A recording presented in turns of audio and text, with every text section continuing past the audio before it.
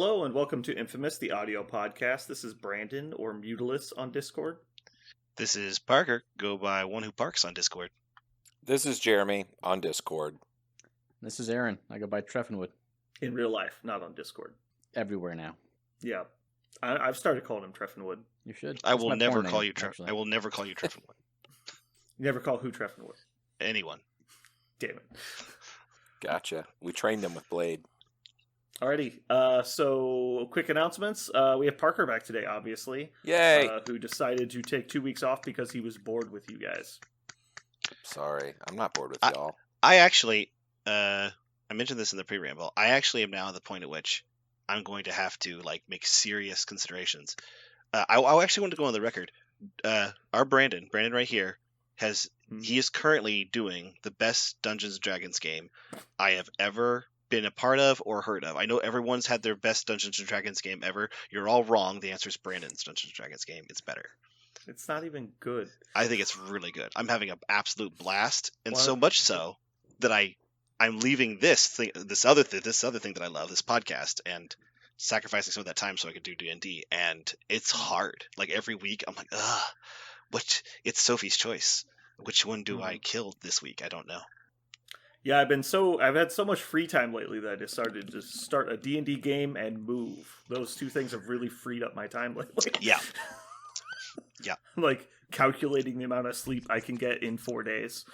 Is that something that normal people do? Well, I mean, you do work, 3 days a week? So I get why you'd be exhausted. Well, I mean, I average about 45 to 50 hours a week right now. So yeah, I mean, it does add up, actually. I do say this, Brandon. I think the reason why the D&D game is good is because you do insist on, you put this upon yourself. I don't think you would have to donate every hour that you do to it, but since you do, that's why it ends up working out so well. I think it's a direct translation. I think the amount of time I put into it definitely directly correlates to how much you enjoy it. Yeah. So I'm glad that there's some reward being paid there. Yeah. So Parker, do you want the good news or the bad news first? I think I know what they both are, so give me the good news, I guess. The good news, Parker, is with your attendance today, you've knocked down your probationary episodes to 690. Good job. I like that. Good job, man. I honestly never thought you'd get this low. Yeah. I'm actually very He's impressed. doing really well. because That's that called the success, honestly. I know. That's when you just put your nose to the grindstone and focus on something. You can accomplish anything. We knew you Then could lose do it quite quickly. So now the bad news is on episode 202, Parker bet that Wolverine would be in the Sentinels affiliation. Fuck. He bet 40 episodes, so that's gonna set you back. That was a bad That'll cheat sting. day. Yeah. That'll sting. It does. That'll put you to 730 remaining episodes that we get to make fun of you. Mm-hmm. You're going to need to do some trifecta betting, I think. Now, Parker, I have surprise good news. Ooh. All right.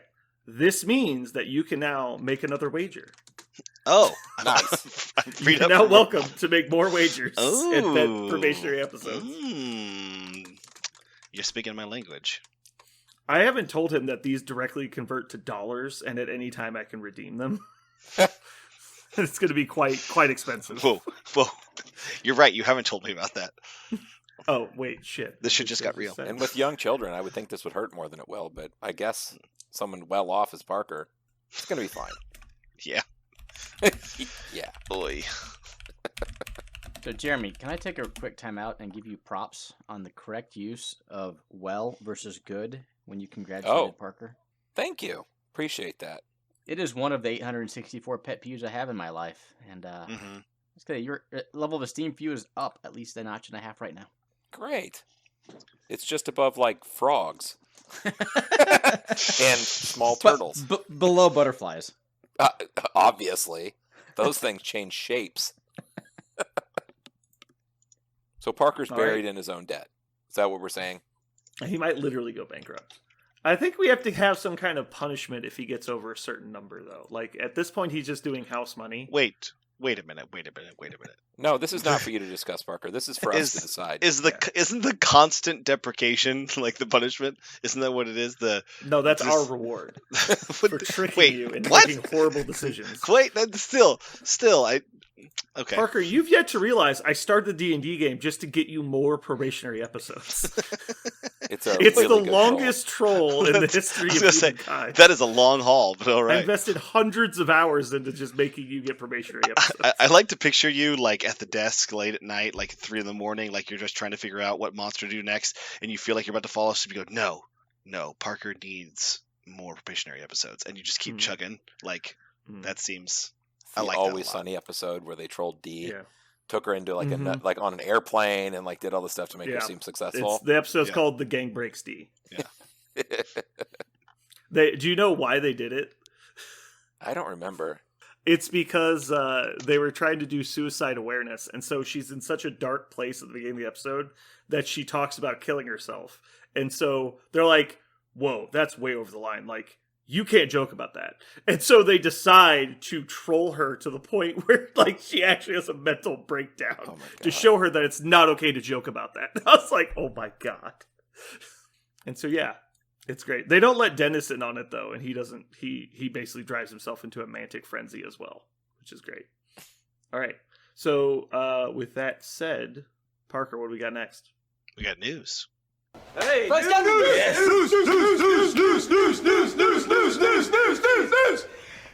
right, Parker, what is our news? So we have an affiliation update.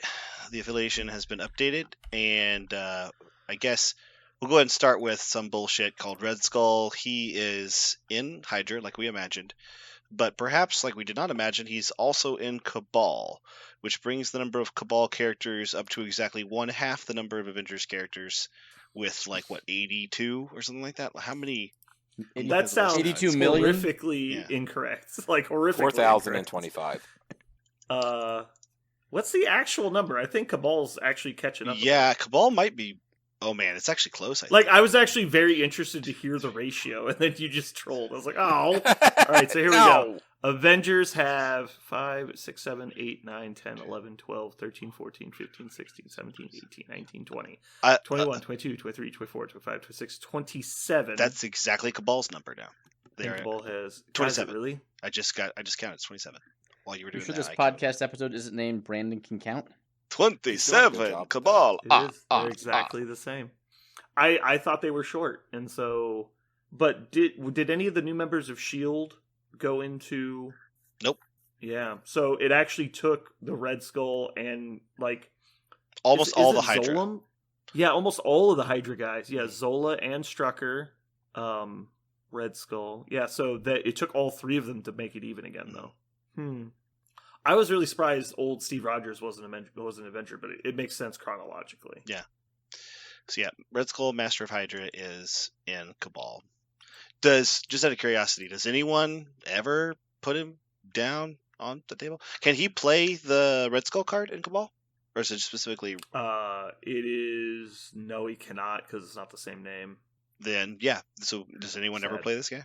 Yeah. I think he's a good model. Grunts are strong. I mean, I don't think you could ever sell out a grunt character. I guess I was just thinking: does he do anything in Cabal? Does Cabal need him for some reason? I don't see it, but maybe it's because I don't play Cabal enough. Every time I put my foot in that kiddie pool, as soon as I put it in, like ew, gross, and I leave immediately. I think I've played 2 games of Cabal with like 8 months of separation because as soon as I played it, I immediately didn't like it. It's because you haven't played Dark Reign in a long time. His victory assured card is not Hydra specific. That's the weird win more card, right? With No, that's the one where he takes damage to do a super beam. oh, Beam 3, 6 dice. If it dazes or chaos, this deck dazes or chaos target, this character gets stunned, and then when making the attack, add dice equal to the damage he suffered, up to 5. I can't think of anything specific other than you could play Dark Reign with him, which is cool. Well, Jeremy's playing Malekith and MODOK. I don't think that Malekith New Skull is wrong either, because Yeah. New Skull brings the troopers. You play on a D, and all of a sudden you have 3 models able to contest and pick up shit. Troopers can't. The other models For can. 12 points. Which is the exact still same got as space, Malekith yeah. MODOK. I'm just saying. Yeah. He does a Yeah. different job than MODOK, but I don't think he's necessarily better or worse. Oh, I was thinking you would just take both. Like at 17, that's Well, not sure, a there are terrible options. list. Yeah. I'm just saying. I think the fact that he brings 2 models to contest secure objectives for 5 points is supremely valuable in a faction where you have a 7-point leader. Mm-hmm. Yeah, I think the grunts are really what you're gonna be looking at for Cabal. Yeah, that is cool. So the other bit is I kind of feel really conflicted talking about it, because when it happened, it kind of ruined my afternoon when I saw this. We have the Sentinel affiliation list, and it actually, when I was listening to the earlier podcasts today and yesterday, I heard you say several times, actually, for different situations, talking about the Sentinel cards and tactics and stuff. You're like, well, this is certainly not useful, but when we'll see the affiliation come out, it'll be like whatever number of models, so maybe it'll be more useful. You know, this we reference the number of models in Sentinels a lot. So here are the models in Sentinels. You did say plural, right? There is an S on that. There's an S. I'm not actually sure. Have we seen Sentinel Prime and Sentinel Mark IV in the same place at the same time? Yeah, so they might be the same person. Yeah, Sentinel Prime Mark IV, Sentinel Mark IV, Cassandra Nova. Wait. I feel like today is the day you realize the lesson that was taught to you as a child when they were like, these are the models that are going to be in Sentinels. And then 6 months later, they're like, and these are the models that are in Sentinels. And we were like, oh, that's what you meant. Yeah. I actually now I understand that you can lead a horse to water thing. Yeah, so I did not. This is really, like you said. I thought I took that figuratively, right? Like, these are some of the models. These are potentially the models. We know these are models. We're excited that Cassandra Nova is going to be in Sentinels. Isn't that interesting? I go, oh yeah, that is interesting. That leads a whole bunch of other characters that have had, one or two issue things with Sentinels. For example, Jean Grey's X-Men team once hollowed out a Sentinel and used it as their means of conveyance. It was like their Blackbird. So in the new X-Men Red series, Jean Grey's whole X-Men team uses a Sentinel to travel around. So I was like, oh, maybe they'll throw some X-Men in there. Maybe Jean Grey will be in there. Cassandra Nova and Jean Grey came out at the same time. They have a share a tactics card. That'd be kind of interesting. Or maybe Wolverine. He's had dealings with Sentinels. And of course, there was a Sentinel squad where the Sentinels actually protected and ended up kind of allying with the X-Men whenever there was almost no mutants after M-Day. There's so many reasons. Yeah, none of that. Why Sentinels could be with other characters. And do you remember this one issue of the new X-Men in which Cassandra Nova took over some Sentinels for 4 panels or so? That's why she's in it. Parker, I actually feel bad. I was going to keep my mouth shut here, but I feel like I have to come clean.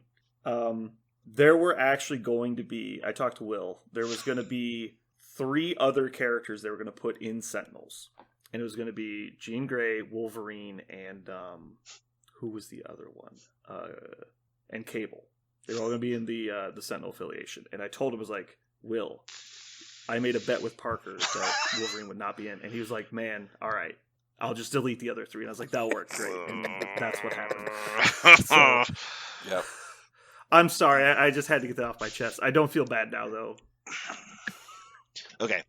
Groaning aside, an affiliation with 3, quotations, 4, I guess. So 4 quotation marks. It's not 3. It's 4 quotation marks because Sentinel Mark IV can be played twice. There are 3 characters in Sentinels. Yeah, 3 different characters, potentially 4 bases worth. And sure. 2 of them are 5s and 2 of them are 4s. I built a list with it. I built a 10-character list with them. Are they playable? Is this a playable roster? Yeah. Okay. I mean, did you put other things in the roster or just those 4 models? Yeah, but I guess what I'm saying is I looked at it when I was done and I was like, is it... I went through 15, 16, 17, 18, 19, 20. I did the whole thing. I looked at... Oh, I can count, Aaron. I did those things and I was able to make lists. And Winter Soldier helps a lot. Winter Soldier, makes it possible, I think, because he's a 3-pointer that just becomes affiliated, and so you can do a lot more. If there wasn't such thing as Winter Soldier or Taskmaster, I don't know if you could get to everything very easily. It would actually be kind of a chore. But you do have that, so you have somebody who's not a Sentinel that can become a Sentinel for the purpose of affiliation, so that's nice. But I was looking at it going, man, is this not for the purpose of affiliation, right? Sorry, I might have misheard what you said. Yeah, for the purpose of affiliation, right? Because they're I can't remember the name of the special Rogue Agents? Rogue Agents. Yeah, Rogue Agents work. Sorry, yeah, I thought you were talking about the tactics card. No, not the tactics card. I was talking about being a Rogue Agent. So being a Rogue Agent works to make them meet a lot of the point values that they otherwise would kind of struggle to get. maybe I'm just I'm obviously I'm going to play them. I'm excited to try, and maybe I'll be very surprised. But I feel like this is going to be a squad kind of like Spider Foes, where playing a whole bunch of 4s or like in this case 2 different 5s or at least 1 5 and multiple 4s. I feel like it's going to require me to play a model down almost all the time, and I don't know if I'm going to like that. So I could be completely off base here, but I don't understand the point of playing the Sentinels affiliation unless you're going like all in, which is why I never think they're going to have any issues hitting affiliation. Am I crazy?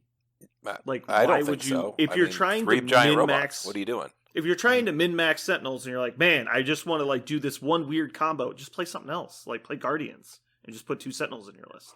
Like, what's the problem? Like, I don't understand why, if you're trying to play Sentinels, isn't the entire goal to put the Sentinels on the table? And so I don't understand why like the affiliation thing would matter. Like, I throw in a 3-point rogue agent in case you hit like a weird point total. Totally respect that decision. But like, I hear a lot of people, not just Parker, say it's like, man, how are you going to hit affiliation? I'm like, there's 3 fucking models. They cost 13 points or what? It's like, play them. Like, you're affiliated. Congrats. Mm-hmm. Like, it's not hard. Like, you just press the add Sentinel button. Now you're affiliated. And so, like, if you're trying to, like, they don't have a leadership worth min-maxing, so I don't understand the point of that. And, like, their tactics cards are cool, but not if you're not playing Sentinels. All of them key off Sentinel abilities. It just seems odd to me. And then, secondly, I just want to address something I heard through the grapevine. Somebody online was claiming that you could field both of the Sentinel Mark IVs for 4 points total. And that is clearly a misinformation thing. That is definitely, I know, it's definitely not true. They were apparently saying that they believed because it says you could include 2 instead of 1. The point cost is still 4. And they were saying like you get to put both of them down instead of just 1. And if that was true, then yeah, Sentinels would be busted. Yeah, then possibly busted. There's no way they bounced it around that. Yeah, like they'd be way ahead of the curve. Yeah. I'm in. That's what I'm playing next. Yeah, guys, I found my list. 9 points. It's like 40 hit points for 9 points. They're 2 points. Yeah, so that is not the case. Just in case you've heard that. Yeah, I don't. I assume that has been corrected on the internet, but I don't trust the internet. So. No, I refuse to even look that up. I refuse. Yeah, I don't entertain that kind of stupidity. Yeah, I don't want to go down that rabbit hole.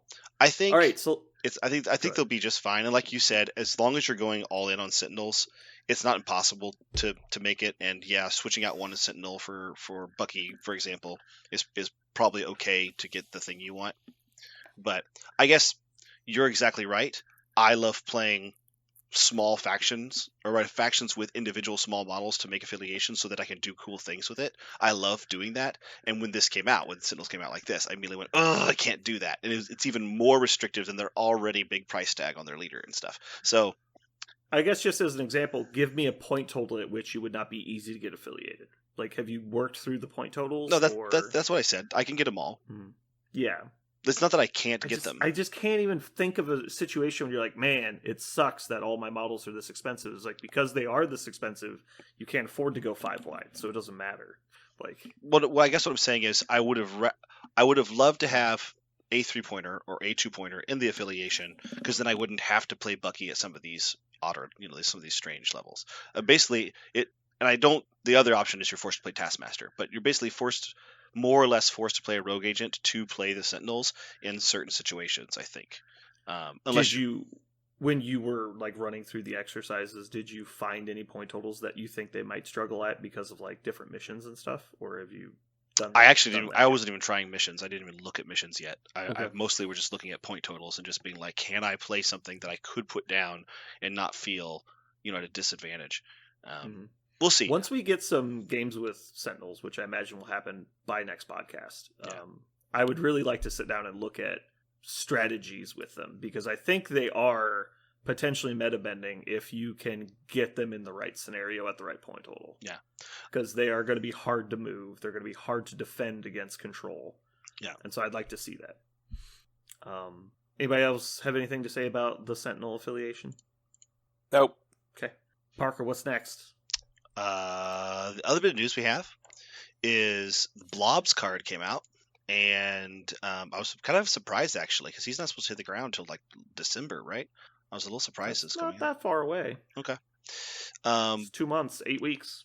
But yeah, we know what Blob is, and it has been confirmed that he is a 3-pointer, and so he is. He's got identical stats on both sides. He's a size 3 model. He moves short. He's got 4 physical defense, 2 energy, and 2 mystic also. 6 health on both sides. He has a 5 dice, range 2 strike with a wild push. It is a gainer, right? That's what we're builder. Which one is which? Builder. Yeah. Builder is the for damage. When you guys say that, even when I was listening, I was like, when he goes like, "This is a builder, this is a gainer," I was sitting there going, "Builder, gainer." I was doing the whole like, L is for left, R must be the other one. Like I was trying my hands. Is it that hard? Like, should we stop doing that? And I thought it was super obvious. It isn't immediately obvious until I stop to think about why one of the word is which. But it is. Okay. I do have to stop and think about it. Well, for everyone at home, gainer means you automatically gain 1 for using it. Builder is you build equal to the damage dealt. Right, but the wording on the cards both say gain, so that's why. That's why it sometimes confuses me. The term for gaining power. Yeah.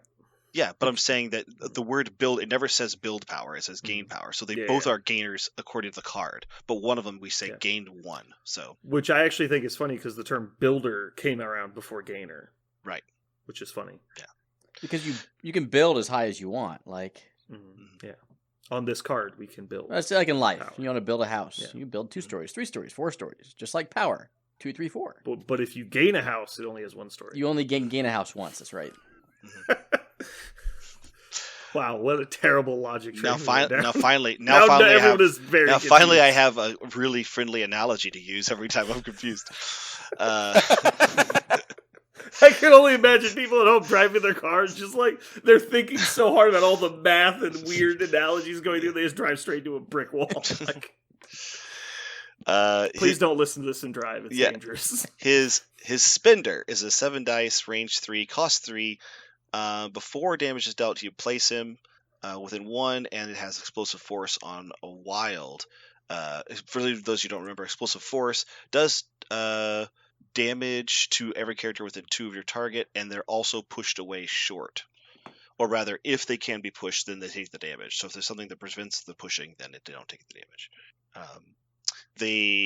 For example, if you explosive force on top of an enemy blob, he would not suffer the 1 damage. Right.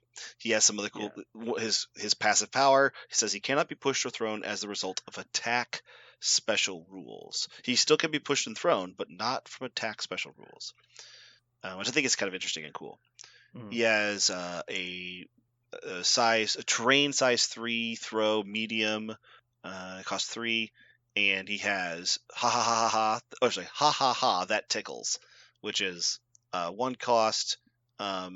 Reduces the amount suffered to a minimum of 1, so it's not like Kingpin or Iron Man. Specifically from attacks. Oh, yeah, that's right. Also specifically from attacks, so it doesn't work on other things that collisions. Collisions. After the attack is resolved, if the attacking character is within 3, he can immediately push the attacking character away short. So he pushes reactively while he takes 1 less damage from an attack for 1 power. Okay. Thoughts? It's amazing.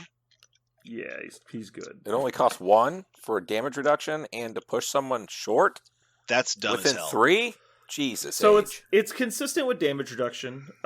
It is worse than most spending damage reduction. But the push away is crazy. That's amazing. So, is that the best psychological deterrent that we have in the game? Like for attacking somebody? I mean, Dormammu kind of has it, but it costs 2 and all that, and it has other effects. Yeah. But people still don't attack Dormammu because they don't want to be pushed. His is it's super good. Yeah, I think it's very good. Certainly he's going to be rated on that ability for a lot of his character value. And it's any size. Yeah. Both his spender and that ability are any size. Yeah, that's a pretty big deal. That is true. And his strike can push up to size 3. He's basically the answer to Sentinels. Oof. Finally. Bold prediction. Have fun playing with Sentinels for a month and a half. The blob comes out, Parker. How does he counter Sentinels? Because he can push them. With what? That tickles? Yeah. Well, why would they attack him, though? And his spender. His spender sends him throwing, sends him flying. Yeah, not flying. He can push them. I'm speaking hyperbolically. Yeah, he can push them. I was just for everyone else out there. Literal. He is not the one answer. That's to the why I was Sentinels. confused. Like, he actually doesn't counter Sentinels. I want to make sure that was clear. Yeah. Okay, Like, I 'cause was these are trolling two Parker. new things. Oh, for Okay. God's sake! I'm worried about our listeners. Parker Oh. can just deal with it. I Like, don't give. Yeah, okay, I care about our listeners. Yeah, I care about our listeners more than Parker. Fair. For a 3-point model, I'm really excited about Blob. He's Yeah. pretty good.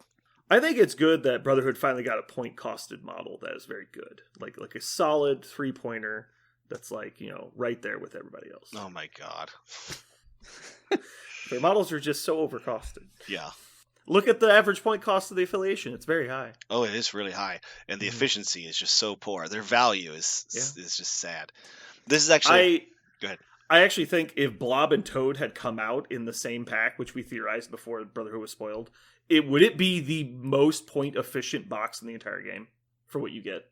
Like Toad and probably. Blob for 5 points. Mm-hmm. Man, what an obnoxious That is a would've been. high stat box. Yeah. Yeah, I'm this not very as good sold scenario on piece. Blob as you guys are, but I do like him. Yeah. So also we don't know his taxes card yet. Like Luke Cage was good, and then his Heroes for Hire made him S tier, right? Like instantly front of the pack of threes. Yep. If he has anything like that, this guy's gonna be insane. Yeah. Right now, I just think he's very solid. Like he's upper echelon 3-pointer, but he's not like crazy. So out of faction, I would compare him as a Lizard light. I mean, he has almost the exact same kit Lizard does. He doesn't have a character throw. He doesn't have healing factor, and he pays for DR. Those are all worse, along with 2 energy defense and a move slow. So there are 5 ways. Go ahead. I would argue that reactive power or reactive damage reduction is far superior to passive damage reduction. Like the amount of damage you're going to actually stop is higher, especially with the prevalence of rapid fire. Like he's actually taking 0 from a lot of those. What? No, he's it's minimum 1. Is it? Yeah. Oh, I Yes. misread it. Sorry. Yeah. Yeah. Oh no, Gotcha. it is notably worse than regular damage Gotcha. reduction. So in all 5 of those ways, he's worse than Okay. Lizard. The biggest one of those is, I think, the move. However, he gets to push people who shoot him. He can push, and his spender's really good. And he can't be pushed off point. So I like the fact that they designed 2 characters that in my mind are very similar, but nonetheless will operate very differently on the tabletop. He's very push oriented. I would not be surprised to see him get something like Phantasmagoria, where everybody's pushed away and he heals. I don't know. That seems. I was thinking more like a mini Juggernaut card, like I'm the Blob, and then like he gets to throw something. Like I want to say this guy kind of reminds me in a different way of like power level, just a different power level, but like Luke Cage-ish.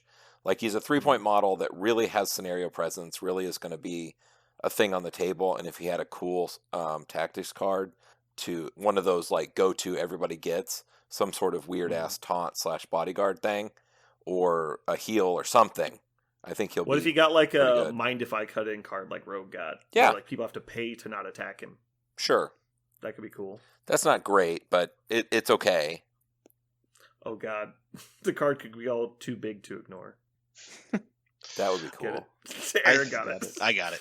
I would say, I actually think that I think the comparison to Lizard is like really spot on, and for that reason, I immediately thought less of him because I think it'll. And the reason why, here's the reason why, is Lizard with DR and healing factor means he's going to last a lot longer over the course of the game.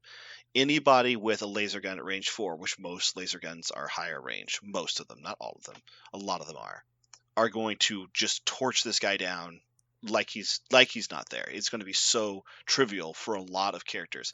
There are a lot of characters that have range 4 laser guns, and because he's a 3-coster, it would be better in that scenario to have Lizard, right? I think you're dramatically overrating the value of energy attacks on most people, or rather the value of the 1 defense die. Like 1 defense die is not making a huge difference. Obviously it matters, but it's not like well now he blocks 0 every time like that.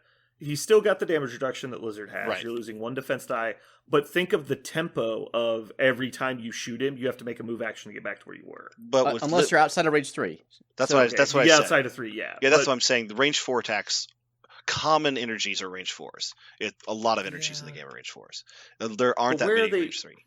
I guess where are they standing? Like if you're on the middle point, where are they standing? That they're within range 4 of you, but not within range 3. I'm saying if you want to kill him. I'm saying if you want to kill the blob with an energy attack or a mystic attack. A lot of them are actually mystics are a lot of range 3s. But if you want to kill him with an energy attack, and that's what you want to do, his DR is the only thing that's going to help him, and he won't have things like exceptional healing to stop big attacks. He won't have anything. What I'm saying is, I like the comparison to Lizard because against anybody close range, he's so much better than Lizard. If anybody comes to try to punch him at range 1, he's just going to laugh at them like he should. That's what the blob is, right? You try to punch the blob and nothing happens. That's exactly the way he should play. But I think if you're like, oh man, I'm going to put a blob here on this point and there's no way he can get it. Like, no, absolutely not. There's lots of ways to just kill the blob. But I like that. I think there's, unlike the Lizard, where you put a Lizard on a point and he is like a peg just on the board at that point. You may never get to remove him. But the blob can be killed, but you just can't go try to beat him to death with somebody with fists or somebody with blades. It's not going to work. I think he's an interesting drop against like Avengers because their answer to a lot of things is Iron Man. And yeah, Iron Man can do a bit of damage to the blob, but he can't move him. And Iron Man's shtick is moving shit. Like he's the most obnoxious person ever. Well, again, you just get to within range 3 of Iron Man, and his option is move backwards and shoot me, or shoot me and get pushed backwards. Like I like So the it's fact like, he's a good like anti Iron Man because that Iron Man's so annoying. I mean, Shuri used to be bad. Most people don't play Shuri anymore, but he's an answer to Shuri too. Yeah, I think he's partially an answer to Black Panther. Because Black Panther's got a physical strike that doesn't push him now. Yeah. Oh no, so Black Panther can brawl with Black Panther for a long time. Oh no, he just I think he automatically wins Black Panther because he pushes Black Panther away, and he's like, I guess I pounce back into him and try again. The downside is that he's actually kind of vulnerable to the pounce. He's only a 4 physical with 6 hit points against the pounce. Mm-hmm. Although, I guess if he pushes you, if you push him directly away, he can't pounce. I wonder how that would work. If you move into base contact with him, and he punches you, you respond and push him directly away, and he pounces back at you. Geometrically, you should be able to touch your base. Mm-hmm. But if they execute it at all imperfectly, they don't touch your base. Yeah. Yeah, if he doesn't base you, like he's not getting back.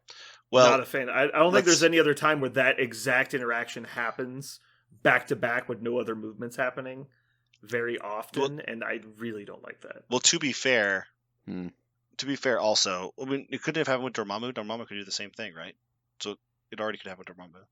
He couldn't push Dormammu. No, but that doesn't matter. Dormammu pushes him back, and then he pounces back on Dormammu.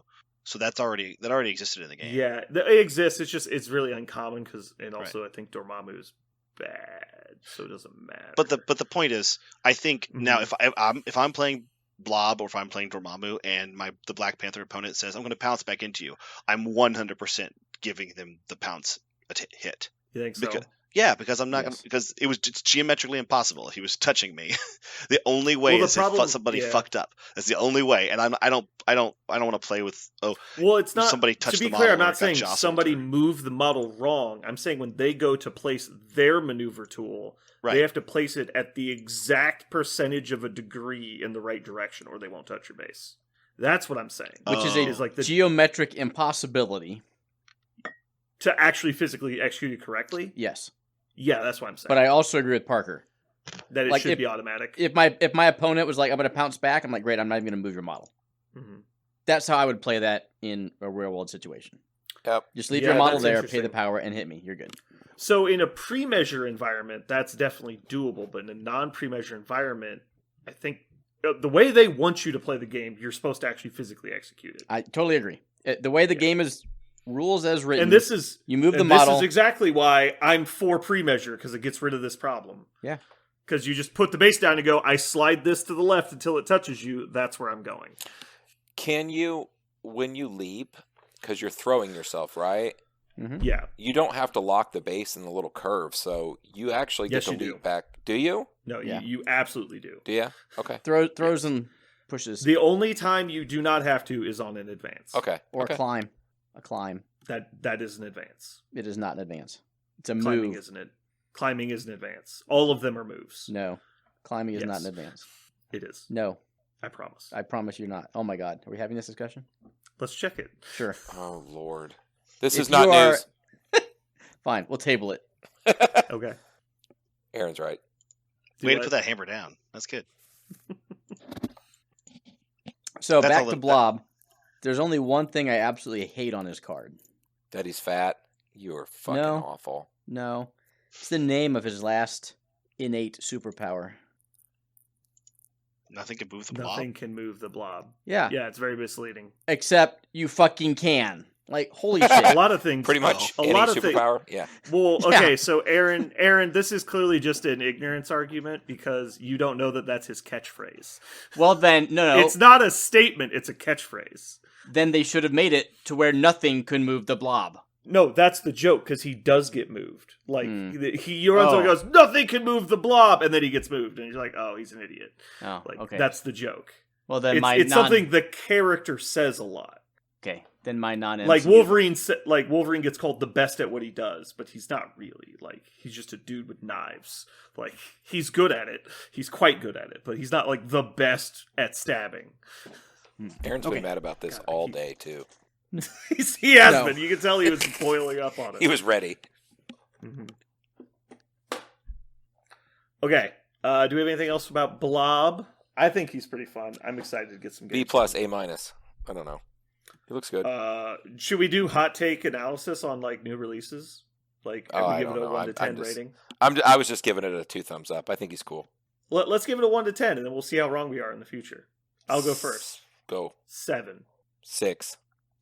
I was between 6 and 7, so I'm right there with you guys. 5. You gotta say a number, bro. Damn it. He's gonna say 6.5. No, I'm gonna say 7 because I think Brotherhood really wants what he brings, and the fact that he's Yeah. a 3. So Fodder. They really need just fodder, like someone who can stand somewhere and not die for a while. yeah. So I think because of his affiliation, I think it's a 7. Yeah. For me, the reason I'm 7 instead of 6 is the future proofing. Any model that has a generic immunity to something is going to age well. I think he's a 5 Alright. because I don't think he's gonna. I don't think we'll actually see him very much, unless he has a tactics card like a Luke Cage tactics card that really dramatically affects the game. I don't think we'll actually see him. Kind of like Lizard, super awesome model at what he does, great. Still don't see him that often. Okay, I'm so personally a big fan because I think this is going to enable the playstyle I like the most, which is take all the big Brotherhood people and then a couple guys to just hold on while they win the game for you. That's what I need. I just need somebody to hold on while I win the game. Brandon, I'd like to propose an automatic punishment for Parker if he compares another 3-point model to Lizard. Can we put that? Is that a thing? Yeah. Okay, good. Lizard wins the stat war. He was printed to do that. However, you can take both. You can. This guy would definitely be annoying in Sam. How about that? Can we just admit to that? Oh man, that would feel. Ugh. Just punishing. It's like, all right, what do you got? You got Iron Man, cool. Wolverine, cool. Sam, gotcha. Luke Cage, cool. Lizard, great. Blob, go fuck yourself. like, what the fuck are you doing over there? It's like living. Like, yeah. Kingpin criminal. He's also a butthole there. Like he's Yeah. like a problem If in Kingpin- several lists. If people ever realize Kingpin's still good, this guy's gonna be terrifying. He's pushing everybody off points and not movable by attacks. Yeah, he's a butthole. Parker, I have a comic corner question for you. Is it true that this guy in different comic lines, like his power level has been all over the place? Yeah, Like he's been from random bully thug guy to borderline like Hulk level strength. hmm he's like Yeah. it's wildly inconsistent, and he's now maybe somebody might be able to like adjust me on this. I have read so many X-Men comics and various varieties of X comics. He's always been like this super way over in the corner bad guy. Like I've never seen him featured as like a main one. I actually had a comic corner ready. The only one I ever saw him be really menacing and dangerous and cool. So there's one where he stood out, but man, he's always just such a he's always such a I guess just he's standing behind Pyro. While Pyro's being like a super electric character, Blob's behind him going, Yeah. like he stands there and he looks down at a small character and goes, "I'm the Blob," and then the small character beats the shit out of him. Like that's what Yeah. that's what he is. Like he he's picks up a tire iron and beats the fuck out of him. He's He- like, "But I'm the Blob." yeah, like, yeah, he is the like David and Goliath, right? Like you don't know anything about fucking Goliath, you just know he always yeah, loses exactly. to David. He's Like that's what he he's is. the perfect Goliath. Like Yeah. he's there to be big and dumb and get beat. Right. Yeah, that's a good analogy.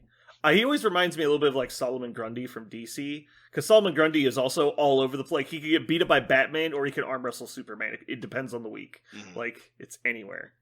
Currently, Fred is working in the bar on Krakoa. He is the bartender. That On sounds Krakoa. about right.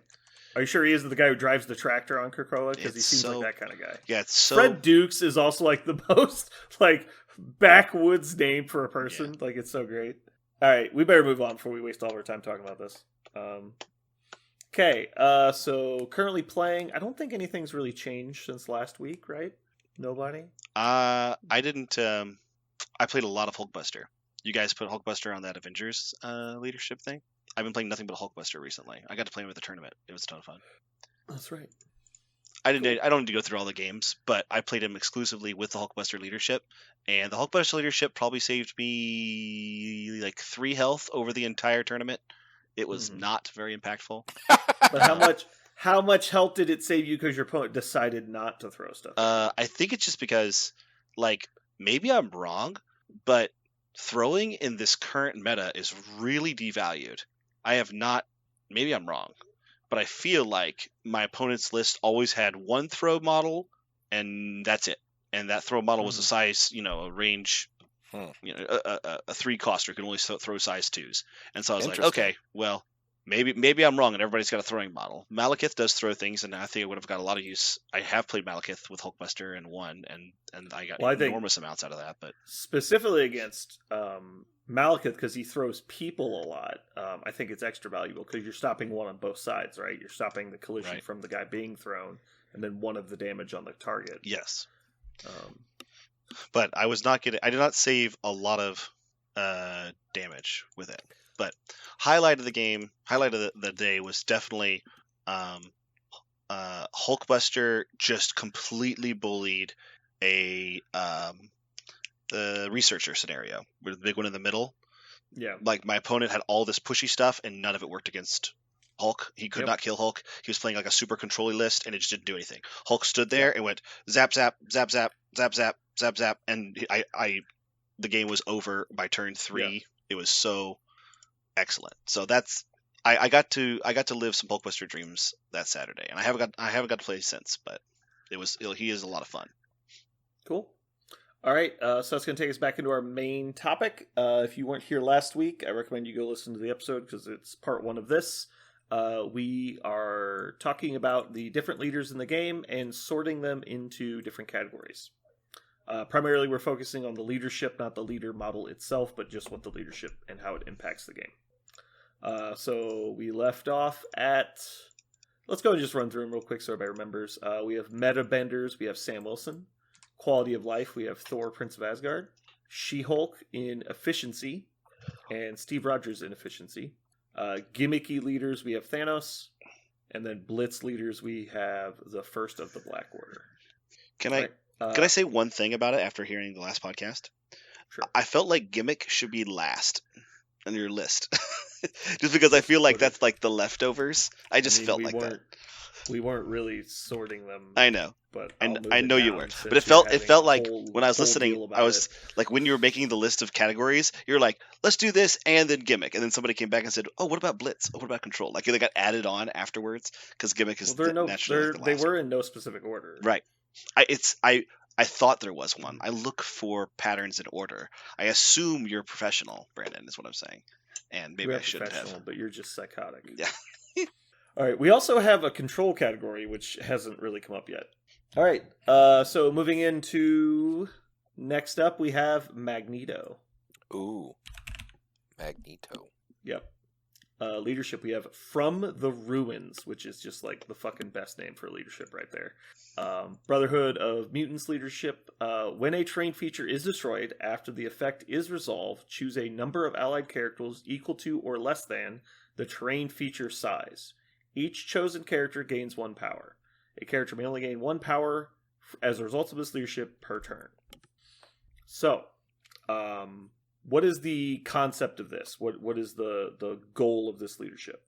Do damage, gain power.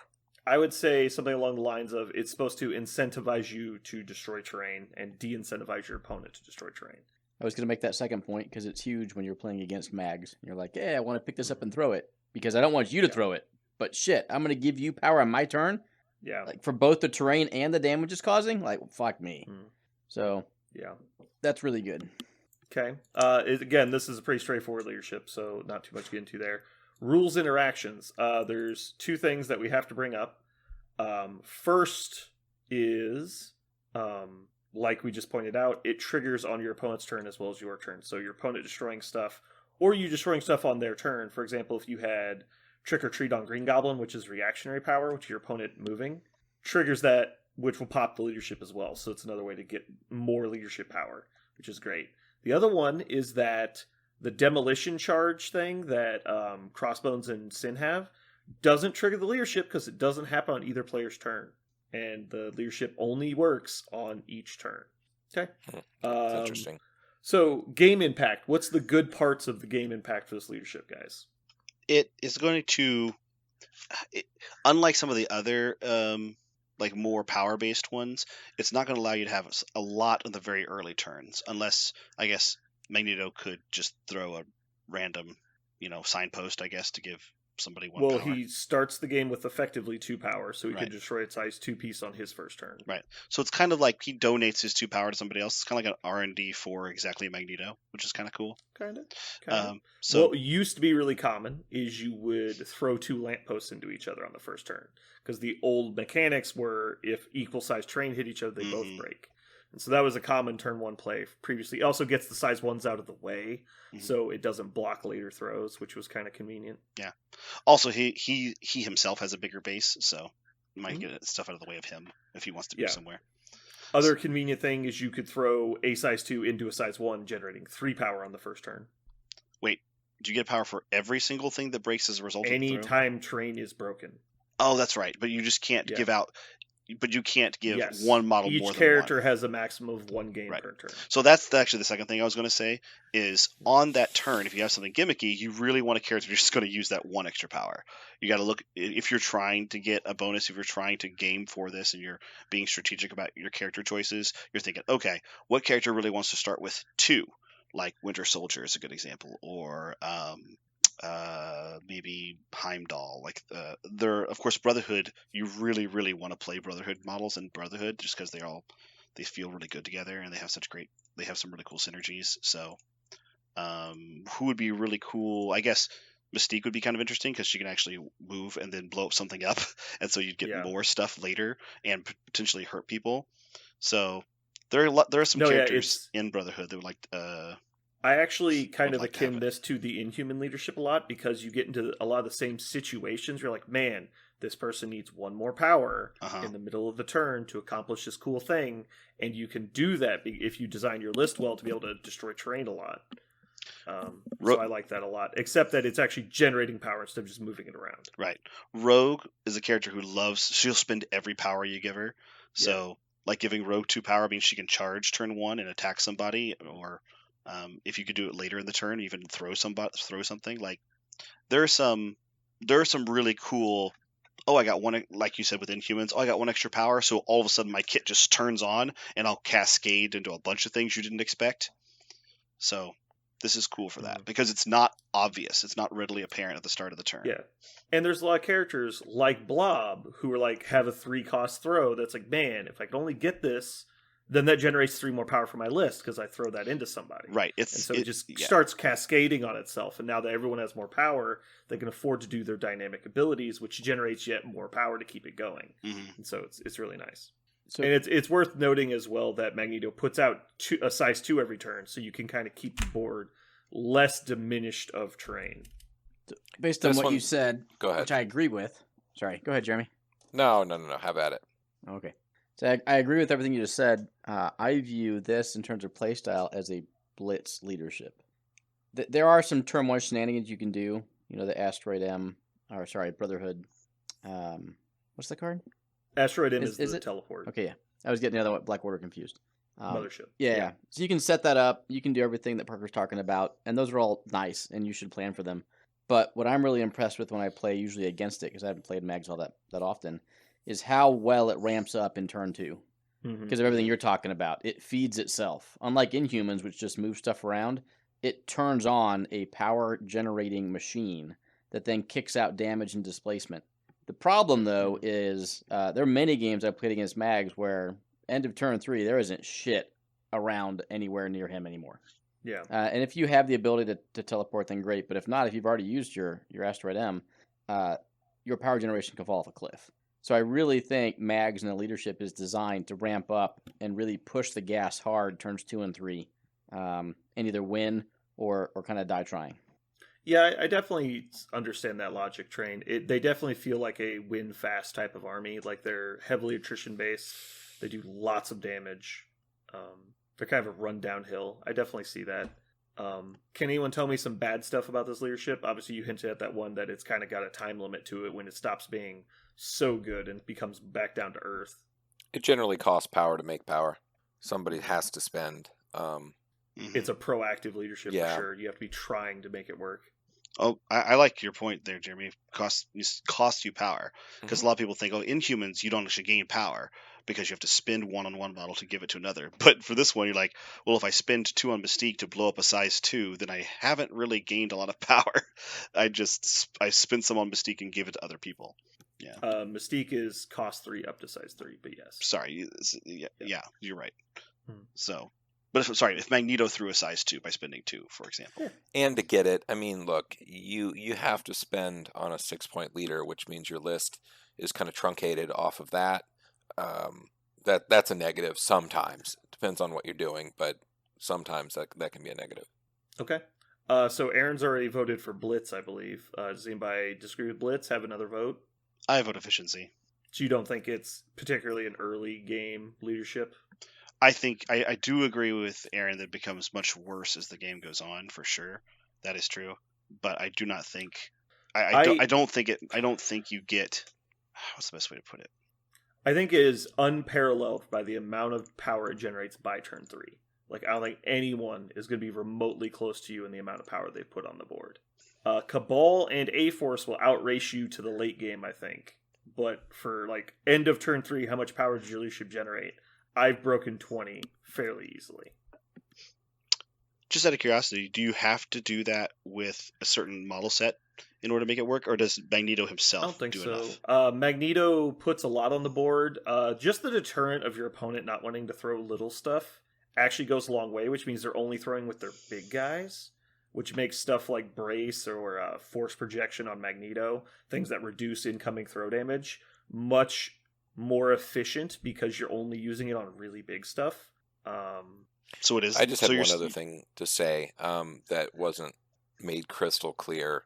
The difference between this one and Inhumans and A-Force is this is controllable by you, the player. Mm-hmm. Like, it doesn't have to do proactive. with what your opponents are doing. You can set your turn up and say, I'm going to do X, Y, and Z and have this much power. You can do that every turn. I would say Inhumans is also the definition of that, but yes, you're right. Inhumans is proactive, but I don't think it's I think it's still in the realm of efficiency, I would say. Because it's all about getting exactly the right amount somewhere. Right. As where Brotherhood feels much more greedy. Okay, It's so like, then I want this. I want as much power as I can possibly get at the cost of other things. so that sounds like Blitz then.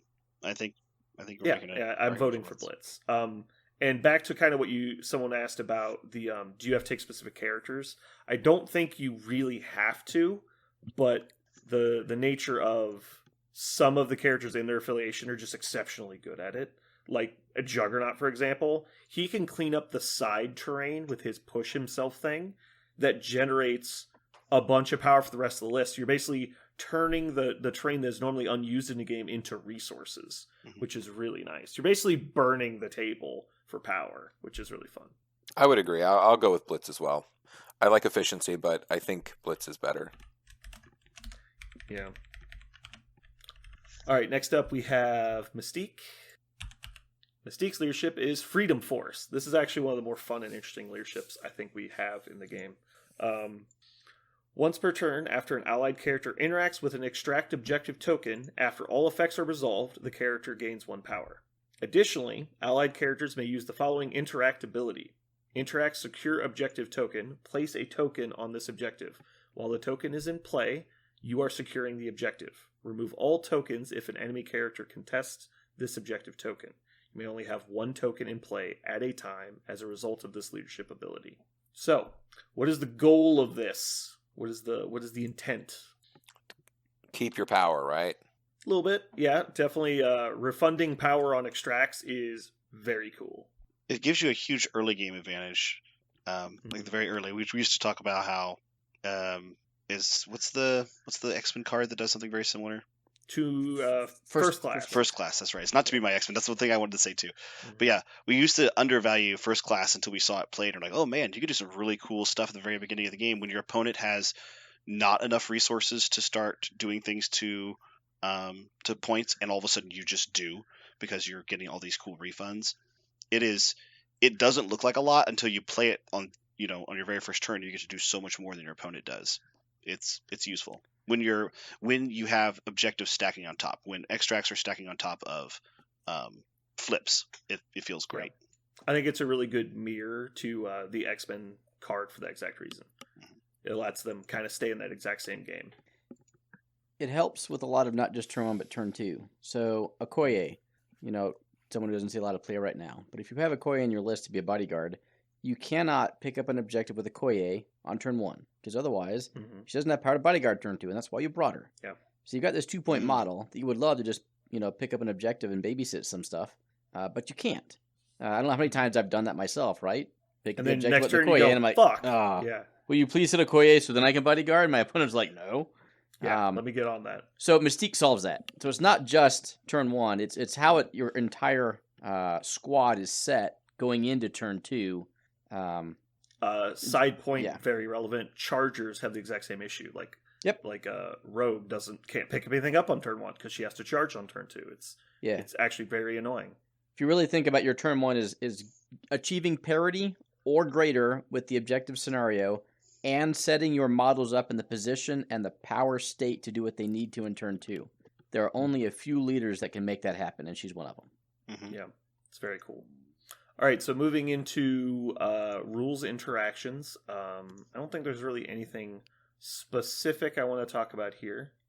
So we've been talking about the good a little bit. What are some other good game impacting things this allows? Let's talk about the secure version a little bit. It allows you to put the entire force of your army into someone else instead of having to babysit a point. So whereas you might have a 2-point model not doing anything, you can actually play maybe another 4-point model because you don't have to babysit stuff. You can just move past it. Yeah, it can change. Change your list building because you're like, oh man, I really need to have enough guys to contest all these. You're like, no, you don't. You can just play some really impactful models. They're going to be, moving and shaking the whole board. Yeah, it was way more important and impactful in the meta when she first came out, but there was a lot of D deployments getting used back then. Yes, or Echo deployments, and people were designing squads around having a 2-pointer to leave in the back. Like they'd take Rocket or somebody else, or like Wong, somebody who could do stuff while not engaging, and really leverage the rest of their force. Well, she can just turn that, like Jeremy was saying, turn that 2-pointer into upgrading a 3 to a 5, and that's a huge difference of a 3 or a 5 staying on a point up on the front line. That sounds really good on early game on D, but you know what's even better at? Any objective on turn 5 and 6. When the model count gets really low, and you're like, oh shit, I really need my 5-pointer to go from this side of the board to the other side of the board. Juggernaut can do that. So all of a sudden Juggernaut says, okay, this is going to be me, and now I'm going to go all the way from this side of the board to the other side of the board and start affecting the main fight.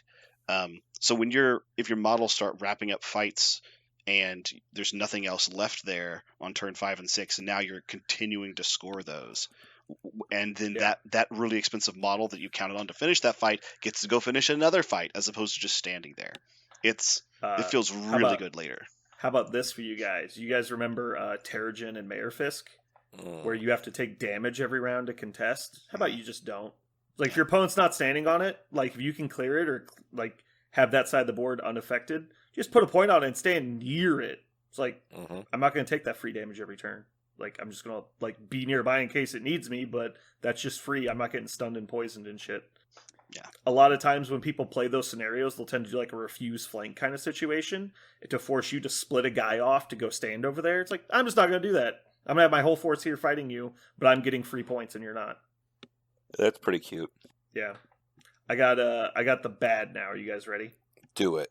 Let me know if I miss anything. These are almost all rule interactions, and so this is why I've been waiting for the rule stuff.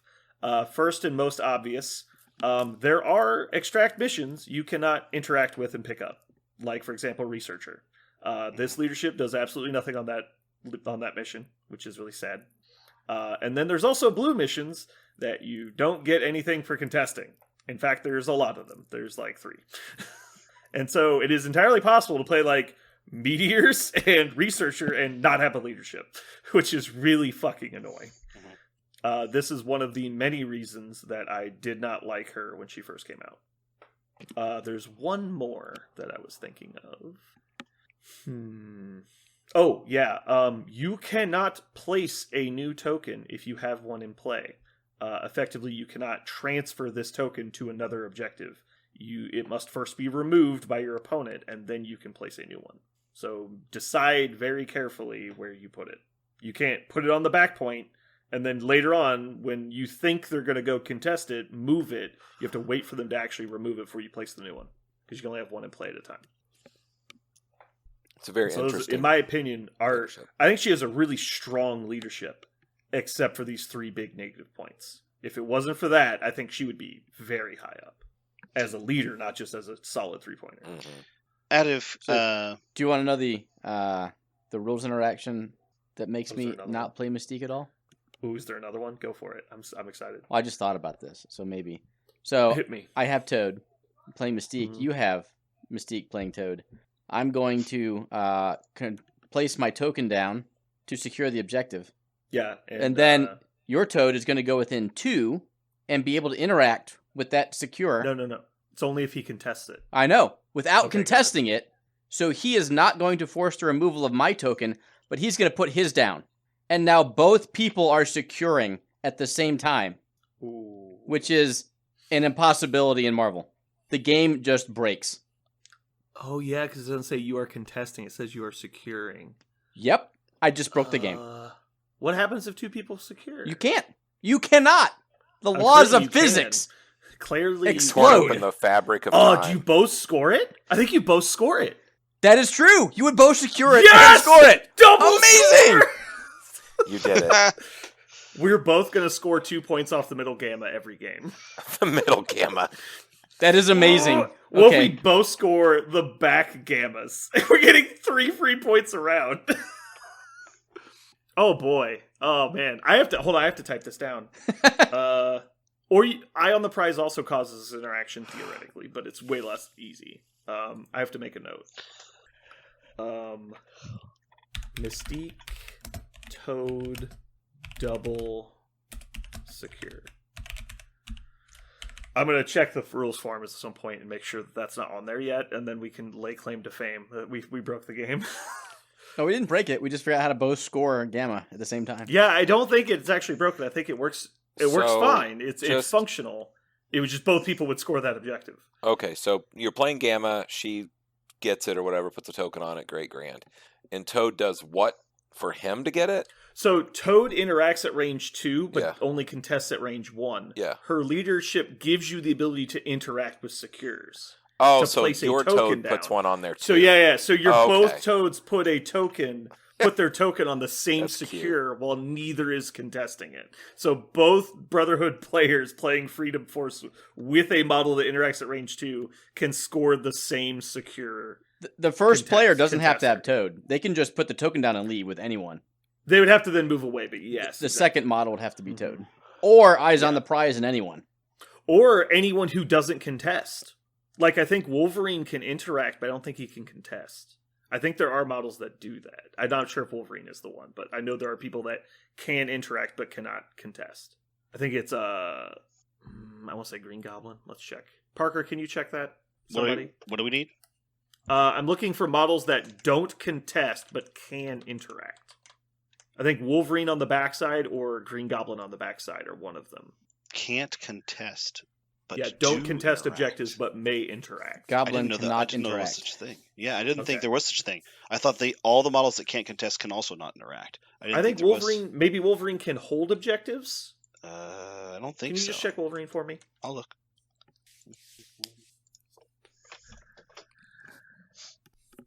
There can't possibly be a positive thing. They Wolverine both can say do. cannot interact Yeah, with or hold. Can not interact or hold. Okay. Every single one says But they can't interact or secure. hold. Yeah, they can contest. Okay, that must be what I was Yes, they thinking. can all Okay. contest. So it's backwards. Got it. Okay. Well, actually, no, because Nebula, I don't think Nebula can contest, right? Nebula can't do any. Yeah. Nor can Honey I Badger. know she can't contest because that was like a whole thing where she can never be affected by the Brotherhood leadership. Or not, sorry, the Shadowlands leadership. Which is funny. Yeah, so Ankle Biter, yeah. Honey Badger also cannot be affected, yeah.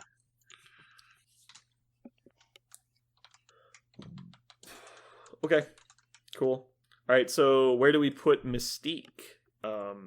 I want to say like quality of life, but I want to say there should be like a utility category.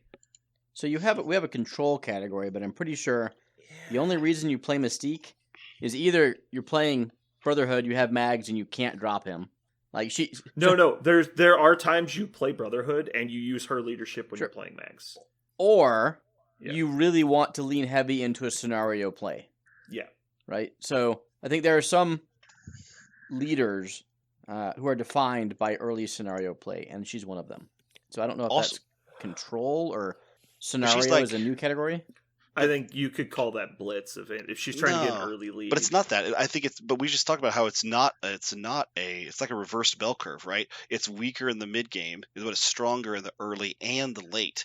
I would actually say she's an efficiency piece because she's I giving like know if efficiency. it's as, I don't know if it's as good late as you think it is. Oh, I think it'd be amazing to be able to drop a. Have you token. played it? What's that?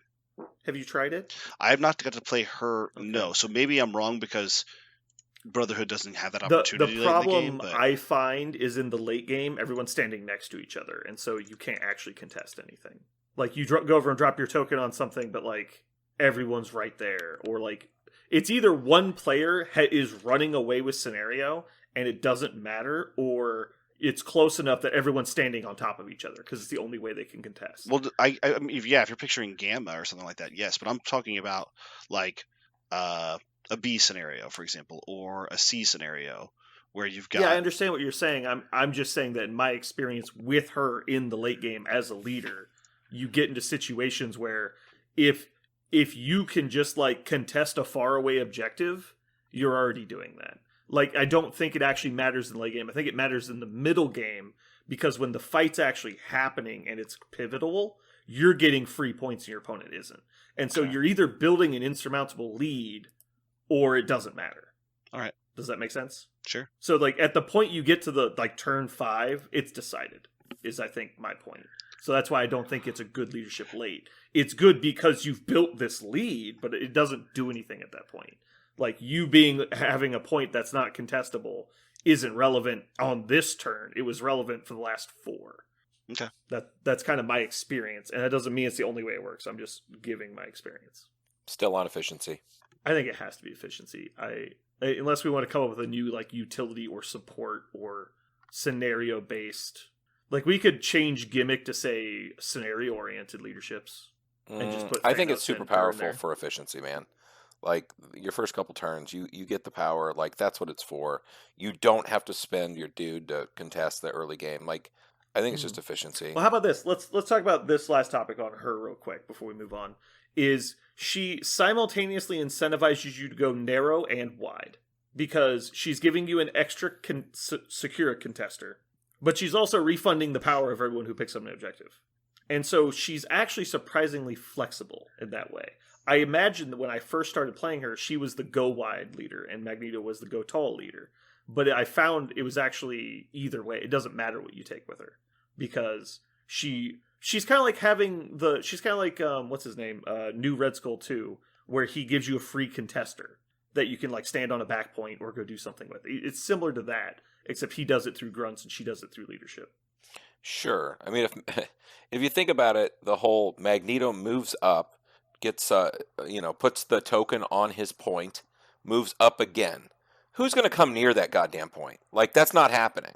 So the rest of the game, while Magneto's alive, he basically is affecting the table, and he's also holding a point, possibly two.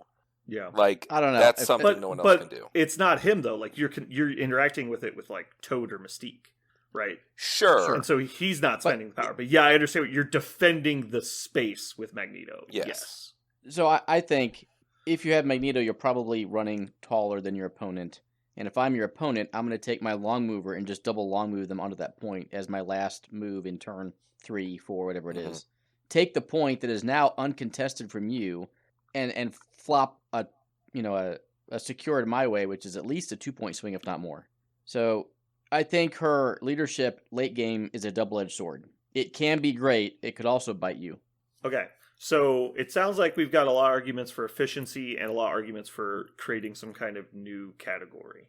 Who's against efficiency? How about that? I'm relatively agnostic. Okay. So no one cares. Is that what I'm Efficiency. hearing? She's an efficiency. Efficiency. I cared. It is an efficiency. Okay, I thought you were voting against efficiency. No. That's why I was asking. Okay. Oh Lord, there you go, agreeing again and fighting about it. Jesus Apparently. Christ. I actually didn't fight. Are you married, Parker? I didn't fight. I laid down. You laid down. The fleshy part of your belly was exposed. Yes, I rolled over quickly. All right, next up we have Malekith. For anybody wondering what order we're going in, it's alphabetical, obviously. Alphabetical by affiliation. I was gonna say, Shut up. Although we did have like 3 M's in a row, which was convenient. Magneto, Mystique, Malekith. Mm. All right. So we have the Dark Council Cabal affiliation.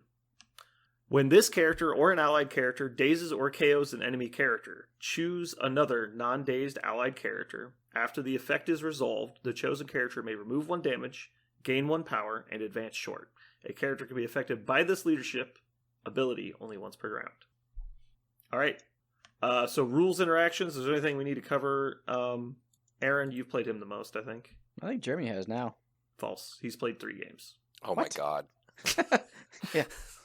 Oh Lord. That's how you get him. I don't think I've maybe I played him in Cabal a very few times. I really splashed. Oh, him. that's right. You were playing him in like Avengers. Dark Dimension or whatever. Yeah.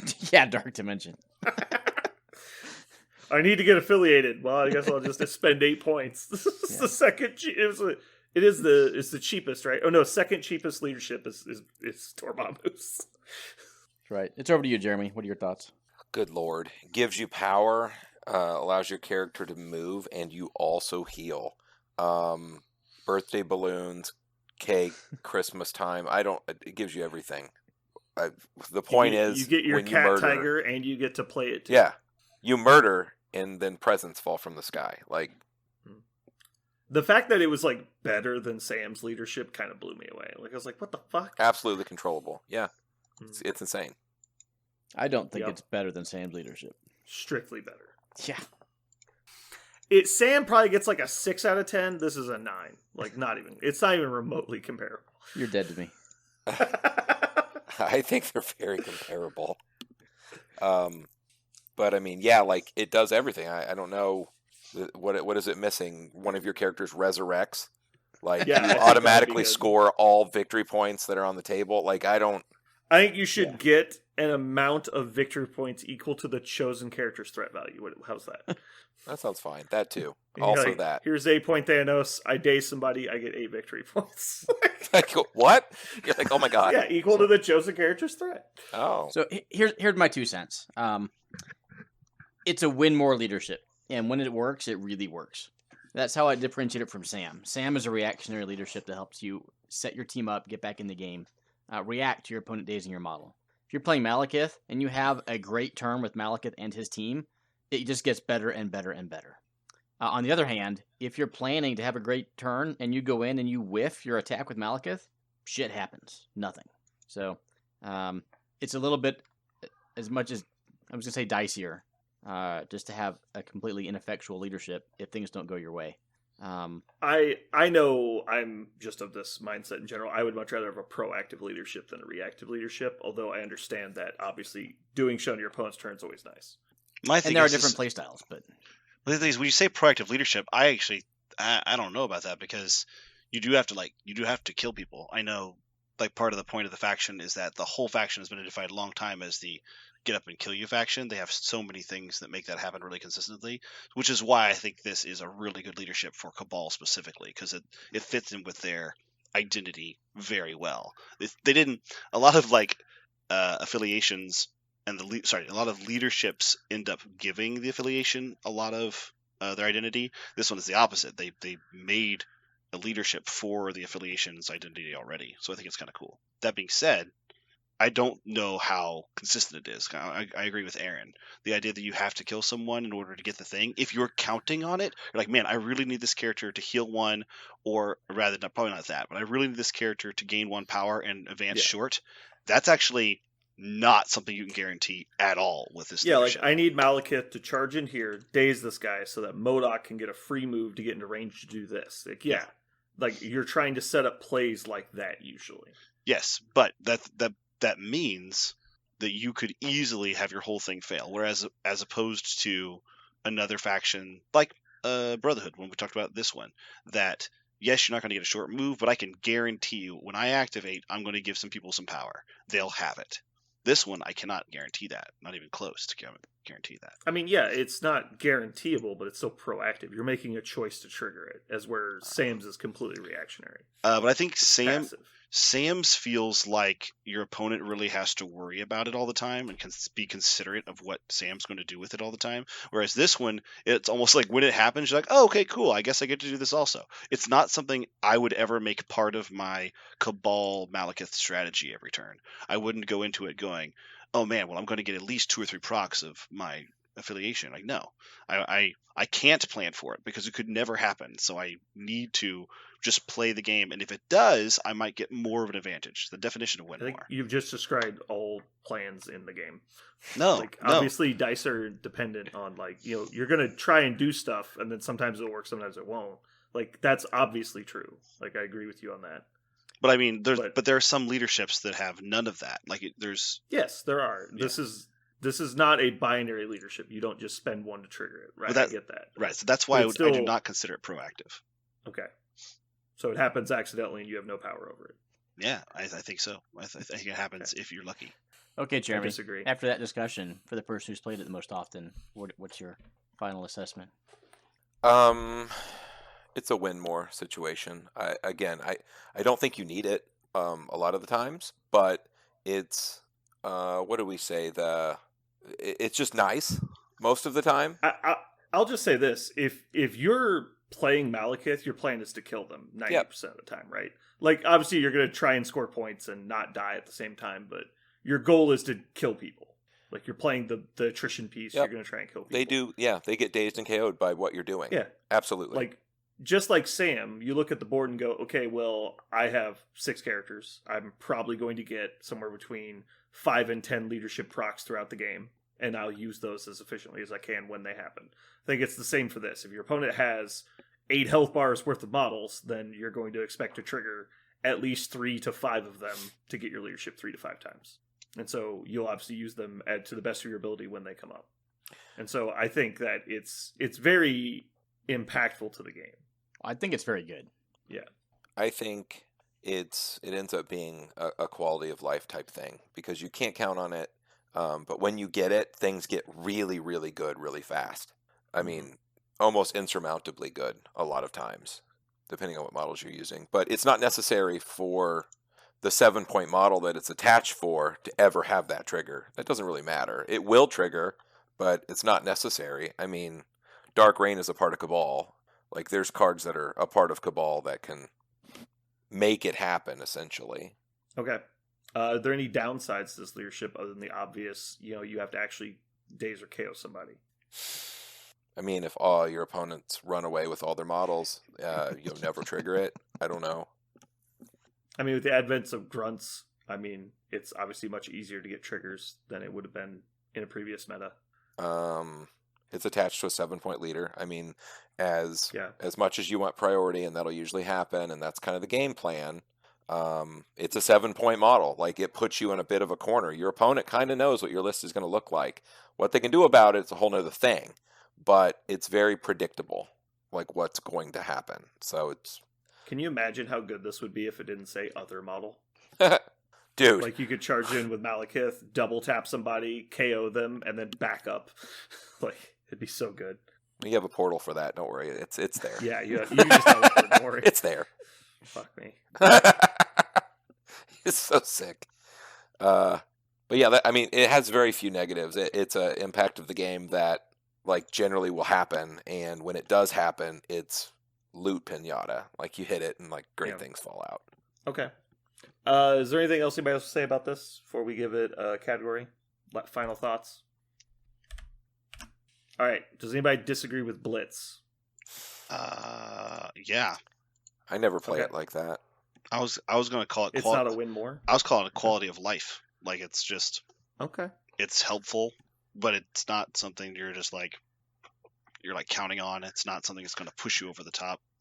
It's helpful because in Cabal it should happen, but So you're saying that do you guys all agree? Does everyone think it should be quality of life? Because I view anything that's like a win more, like try and twist the knife, sweep the leg, kind of finish the job, is going to be in Blitz. Like, that's how I see it. I think I agree with Parker.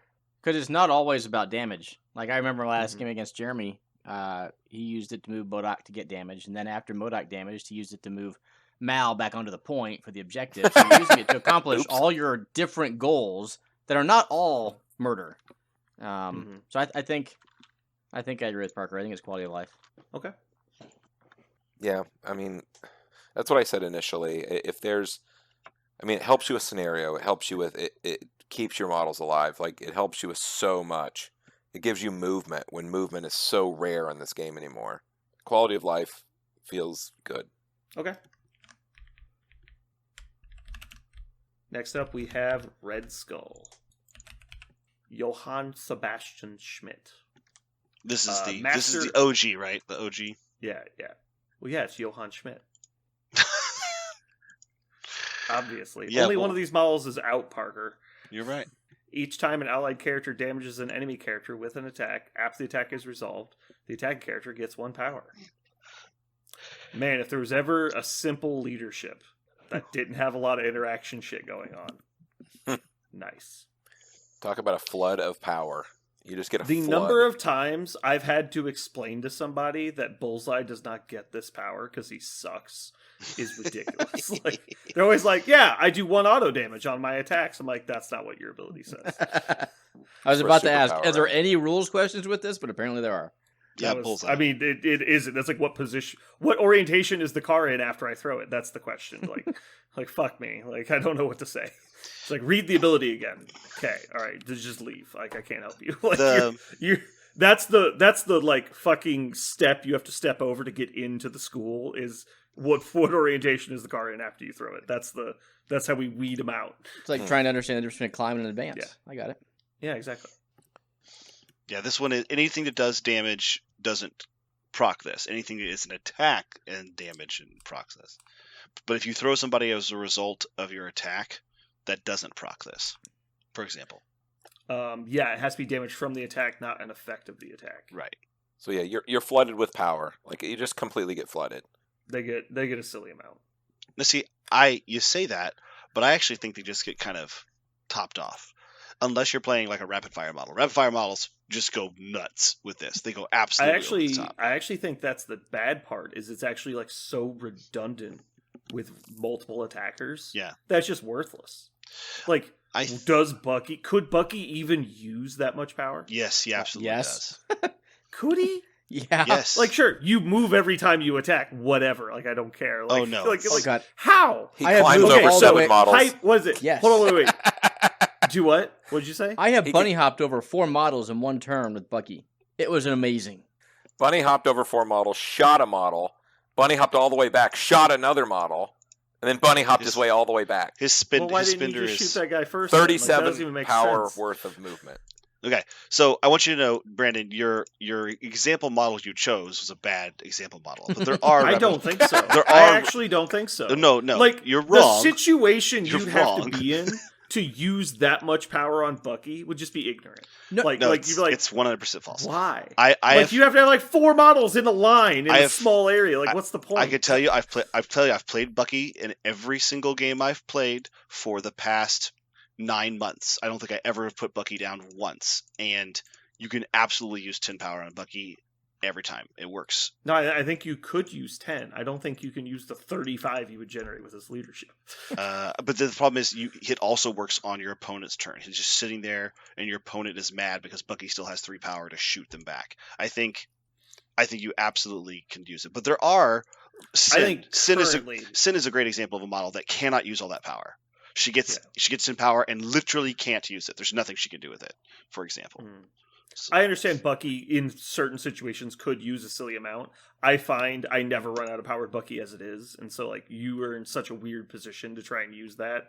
Like it's a bad example because he theoretically could infinitely spend power if he's just next to 2 people, but like it's not quality power. Like you're just wasting it at that point. Like I think another cool model that's rapid fire that gets used to this is like Domino, for example, because then she's going to turn all of her stuff, all of her fails are going to turn into crits always. Like there are some rapid fire models. Hood is another one in Cabal that he will definitely use all that power defensively and for healing and for using his cool spender. So like there are a bunch of rapid fire models that love Red Skull's power because they're going to get to do their whole kit no matter what. For people that don't just play rapid fire models, there's other models too. There are? I know. But like beams, Beams. any sort of beam that's a gainer, and God help you if it's an actual builder like, what's his face, War Machine. That one, he's just all of a sudden up. He has 10 power, like he's done. It's just fill all the way up. It's fine. But for War Machine, then it's like, how do you spend it? For like characters like Vision, that's really cool, right? Because he's like, I do 1 beam, and now I do all the things. Like it's like, He does okay, a beam, and then he does his hate attack, And which I'm is gonna the throw most you. gnarly attack in like the whole game. speaking of that, really awesome spenders, you'll get 1 power back. That's really cool stuff too. It's true. Like really awesome spenders like Vision, he'll get a power back after he does it, which is not nothing.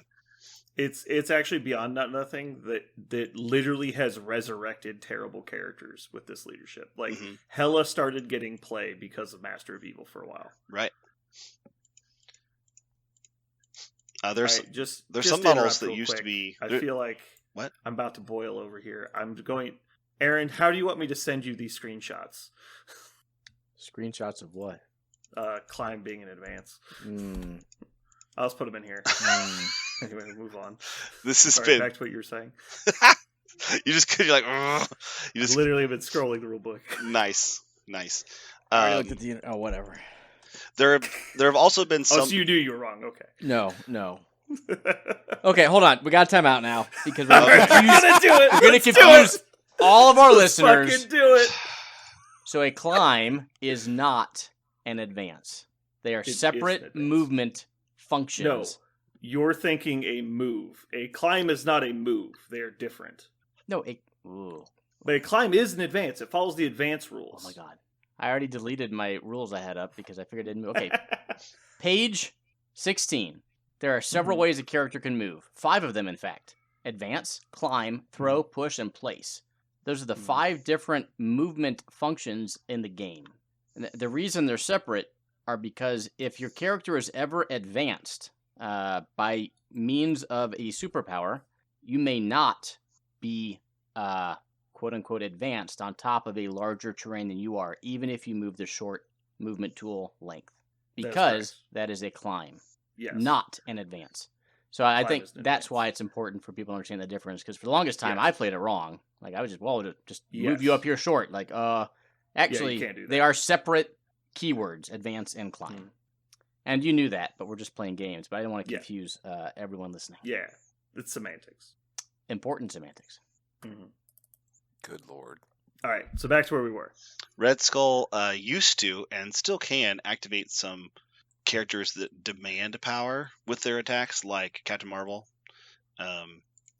Captain Marvel got a power discount, so now folks like Captain Yeah. America are better. But it used to be like Cap was by far the most inefficient way to activate Captain Marvel and keep her rolling. It was actually Red Skull. Yes. So other characters, Well, assuming you dealt damage, but yeah. right? Other characters that really like spending their power constantly, like Carnage, for example. Like there are a bunch of cool characters that really like to continue spending their power as they're attacking. Gives them cool benefits. So he I turns feel out like So- Sinister is only playable with Red Skull. Oh, I think it's not true, but it is definitely one of the leaders you can definitely play him with. Mhm. I think there's 3 places for him. It's Brotherhood, Cabal, and Inhumans.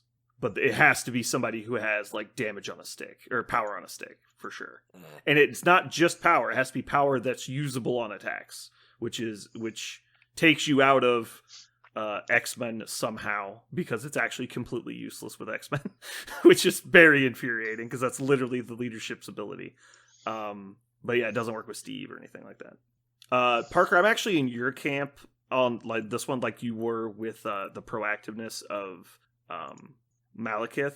Like Malekith's leadership's going to trigger at some point, and it's up to you to use it as best you can, and you're going to make the choice to try and trigger it, which won't always work, but it'll work a lot of the time.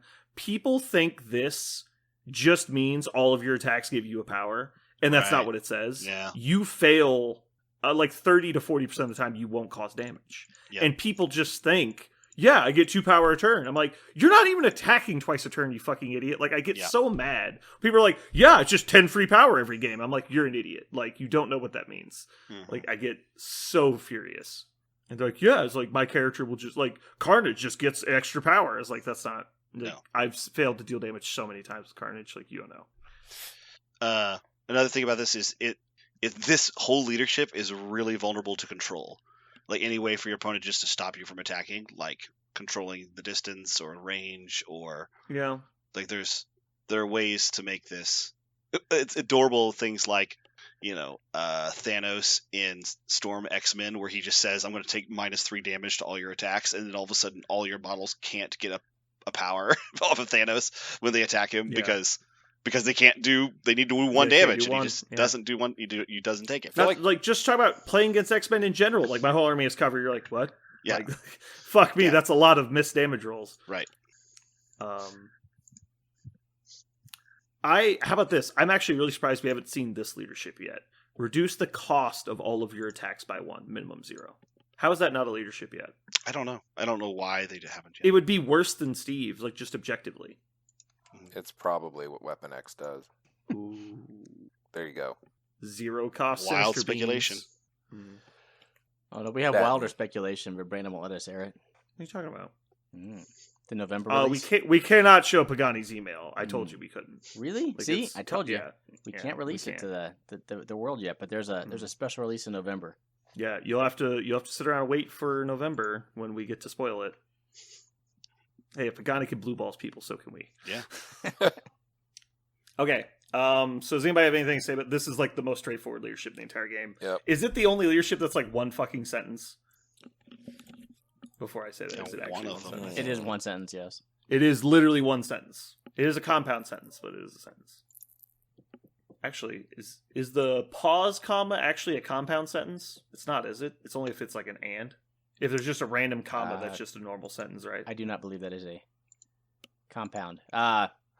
So Red Skull 2's leadership is actually shorter. Nice. But Red Skull, just getting to the point. yeah, Not not doesn't waste- need all this fanfare. He's just like world domination. Do it, baby. Like, Yeah. let's go. Parker, you look deep in thought. That's because I'm trying to decide. Now I'm trying. I am dismantling the sentence. I'm like I'm putting all the little symbols on it. Grammarrules.com. I am dissecting this sentence, trying to figure out why did they put that comma there. It's the Oxford. It's the showing Oxford you comma. the trigger and the timing. Yeah. It's not an Oxford comma, but it is. It's It's what's just the a opposite of a sky comma? It's just a ground prepositional. comma, right? It's just a prepositional phrase that I don't understand why. It's just each time after the text is resolved, the 10 characters. Honestly, I guess they're trying to denote that like there is like a pause in Yeah. the sentence. So maybe after the prepositional phrase, they put another comma, but that would make no fucking sense. So they didn't do it. So they Yes. shouldn't. There yeah, needs to be 2 commas, which is wrong. So yeah, Right. You're Yeah. right. It's just fine. I think it's just trying to separate the trigger from the effect. Yeah, I get it. It's because he's so evil. So evil he doesn't get the comment. Wait a minute. cool. Shouldn't he be a grammar Nazi? Oh, Great, Parker. we Now finally we're got gonna to the get flagged joke. on 108 Spotify. episodes later. We're getting flagged on Spotify. Misinformation about Nazis. A little side thing. If you guys want to have a good chuckle, there's a spoof off of the famous scene in Inglourious Bastards where the Jew hunter is interrogating the Frenchmen in his home, and super suspenseful scene. And I think it's College Humor or Cracked, one of those websites, did a spoof of it where he's a grammar Nazi. So instead of trying to find Jews, he's trying to find like grammar imperfections. And so it's pretty fun. If you guys want to, if you ever want a good chuckle, if you like that kind of grammar humor, it's adorable. Nice. Do you guys know the lawyer that works next door to the Geekery? His name's Warren. Have you guys met him? Mm-mm. I know Aaron knows him. No. No. So anyway, he recently lost 50 pounds, which is actually pretty impressive. And he's going to do some 3D printing for our terrain up at the store. But he was actually really upset because that's nearly $60 American. I knew it. I knew what it was. I was like, I don't know where it's going. Right. He actually did lose 50 pounds, though. It was actually really impressive. Yeah. Can we wrap up So, Red Skull? I hate him. Yeah, we're moving. Okay, so He's it's got an clearly energy attack, efficiency. the cost of power. Why? He would actually be really good in that new Weapon X leadership. That totally is going to exist. Fucking God. So, Oh. is he efficiency? We're moving on. Efficiency, Yeah. right? Mhm. Yeah. Obviously, the downside is you might not fucking kill him. Or you might not deal damage. Alright, next up, we got Sin. And Sin's going to be the last one we rate for today. We'll do the rest of them next time. I'm laughing because I look at the rest of the list. I know, it's like, what, 20? 20 more? Yeah, there's like, No, we're like halfway through. Definitely barely scratched the surface. This is going to be a great reoccurring topic. We'll have to play it in topics for like 3 months. All right, we have Sin or Cynthia Schmidt. Cynthia Johann Schmidt. Red Mayhem, Affiliation Cabal. During the cleanup phase, after scoring victory points, roll a die for each objective token contested by an ally character. If the result is a damaging result, push each enemy character contesting the objective token away short. Away from the objective, just to clarify. And then the second component is roll a die for each enemy character holding an asset token within range 2 of an allied character. If the result is a damage, the enemy character drops the asset token. One of your choice. One asset of your choice. Sorry, yeah, one asset of your choice. It is relevant. So rules. There's a lot of rules on this one, actually.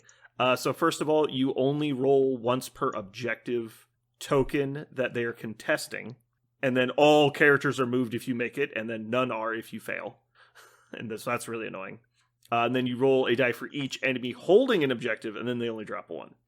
And you have to have a person within 2 of each of them each time, basically. Weird.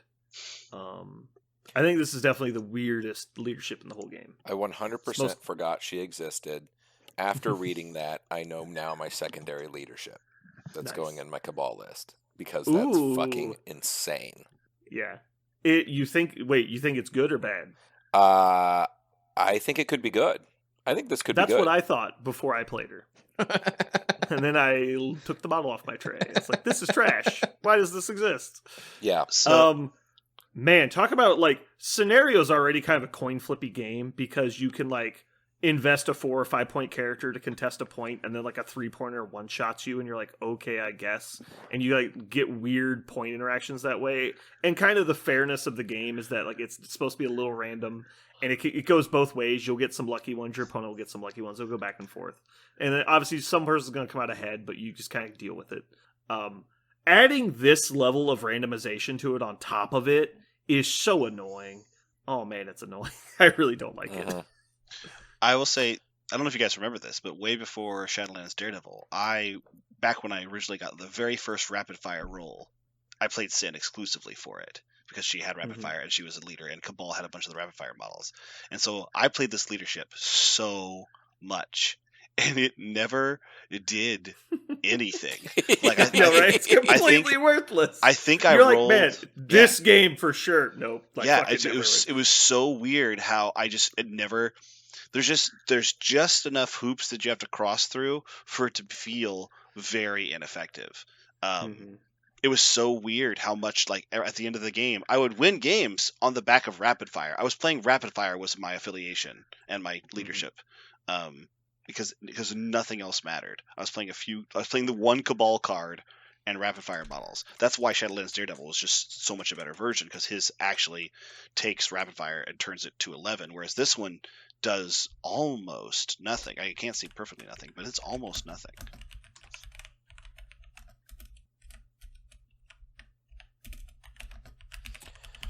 Just ignore me. Keep going. I think it's an interesting secondary, and I think it's so crazy as compared to what Malekith can do in Cabal, and I mean that's You keep saying secondary. You mean leadership? yeah. Okay. Because I currently in my list, just thinking out loud, like the things that I'm running, I don't have a secondary because I don't or a second leadership because I don't like Red Skull. But this one's such a weird ass thing. I mean, I'm just laughing thinking of, I have the 2-point objective on Hulk, and you just like, oh, okay, that's cute. And just every turn, just try to make his dumbass drop it. It's kind of funny. Yeah. What is interesting about it is that it really starts to go off in mosh pit situations, because it's you roll the dice for every enemy character that's close to your one guy. So you only need to put one guy to make it go off. So if you have, you send one character out there, and then all of a sudden it just starts proccing. And I guess maybe that was the reason why I didn't see it happen a lot, is that all my guys were rapid fire models, so they were almost always coming to me because they wanted to try to kill me, and I was sitting at range 3 almost all the time because I didn't want to get hit at range 2. So maybe that's why there just wasn't proccing very often, because you have to be close. But man, it felt like it never happened. It's weird as fuck. Like it really is. It's so weird. How can you even predict? It's like maybe I'll get something, maybe not. But the fact that you can do something regardless. I think it would be too strong if it always triggered, and I think it's unplayable as is. And so, I don't know. It's Probably. somewhere in there is the wrong amount. Maybe if it was like it triggers on, I don't know, like 3/4 of the time. I don't know. When it triggers, it feels good, obviously. Like it feels real good when it triggers. But the problem is, like, you actually count the number of times in a lot of games it goes off, and you're like, okay, like maybe once a round you get something. It seems like, because their models with objectives generally aren't standing on top of you. It's pretty rare, so you have to chase them, which means you're spending your entire turn just trying to trigger your leadership. And then on the cleanup phase, like, yeah, we're both contesting this 1 point, but also neither of us got dazed, and so it's like, does it matter? Oh, that's weird. Curiously, it doesn't say that your character that procs the effect has to be awake. That's correct. So if you stick somebody in there and they daze you right there, then it still happens. It still happens. They still drop it potentially if they don't move. Yeah, but the reverse is actually true also. Like if you're like have a guy contesting a point and one of your guys nearby is dazed and then they get pushed away and you're like, well, now I'm not even in attack range. Like that's actually really annoying. Like So it's just weird. I think there's a lot of unresolved, in my mind, rules issues here. Yes. So let's say that go you're ahead. holding an objective token, Mhm. an asset. I roll, make you drop it. Now you're contesting it, so now I can push you? If you drop it in range, theoretically yes, but it all triggers simultaneously, so no. Because at the time you roll the die, it's already happened. Okay. I'm sure that should be answered by the devs. That is a actual important rules question. So they But did, the way and you're wrong, kind of. really? So here's the Mysterio and Red Mayhem. Enemy character is moved from one objective token. The enemy character moves within range of 3 Mysterio. Mysterio triggers tricks and traps, does damage, and now Mysterio moves and is contesting a different secure. Right? If you can picture Ooh. all of that. I The got it. answer is... I mean, the answer is Mysterio can't move that far, right? Well, sure. The answer is each objective token is completely resolved before rolling for the next one. So it is not Wait. They said ta- each objective token. token, yes. So it's not take a snapshot Oh, they and are then roll for different everything. ones. But you would do everything associated with that So you would- objective back and forth. Right, which then means pick you another would one. roll. No, you would roll for them to drop it. You've already rolled for that one. It just was being held at the time. Correct. So in my question of could it drop and then push, the answer is no. But Yeah. there are still probably well, Based on that flimsy explanation on the rules forum, yes. it also never says. And I don't say well, flimsy is that it's a bad explanation, but like they're telling you how to resolve something, and I think that the state of it changing would, I don't know, it just seems like, I don't know if that was really the question they answered, but yes. Not complaining about the rules forum in that specific instance. Yeah. Just No, clarifying it's that. just- I'm just saying that like that they didn't answer the question we want to know, so it could go either way still, I think. It's just a wonky leadership. I would consider taking it if I was going into like a high level event and I just wanted to fuck with people. Yeah, if you want to increase variance, like this is your increased variance. I'm glad you have everything mathed out and you have the 63.84% chance to win the game. Welcome to sin. Tell you what, play this on Spider Infected, and now you have no idea what the fuck's going on. Yep. Things Like, are all your models going move, and then insane. they all get dropped, and then it's like, oh my god, that would be so frustrating. It's like every one of my models moved every turn. Like, fuck me. Oh my god, Shield base plus Spider Infected plus Red Mayhem. Oof, that'd be brutal. I think All Sin's right. leadership triggers before the crisis, though. Yeah, both So- of those are in the power phase. Sin's leadership's cleanup. Oh, you Yes. mean the power? Yeah. Yeah, her leadership would go before both of them, yeah. Which means if they drop them, they don't get moved, but that they've dropped their objectives. Who cares if they get moved? The other problem is like she tends to play like a go wide list, which you actually want priority for because you want to pick up the objectives they've dropped. It's actually really annoying. Yeah, you want the perfect where I caused you to drop 2. Now you can only pick up one of them. Have fun determining Right. which one to pick up. Right, which is really what you want, but it's so inconsistent. You tend to only make them drop one, and then they just pick it up and kill you, and you're like, well, cool. I Like, got I'm it. glad we did this. I'm not defending Sin. Yeah.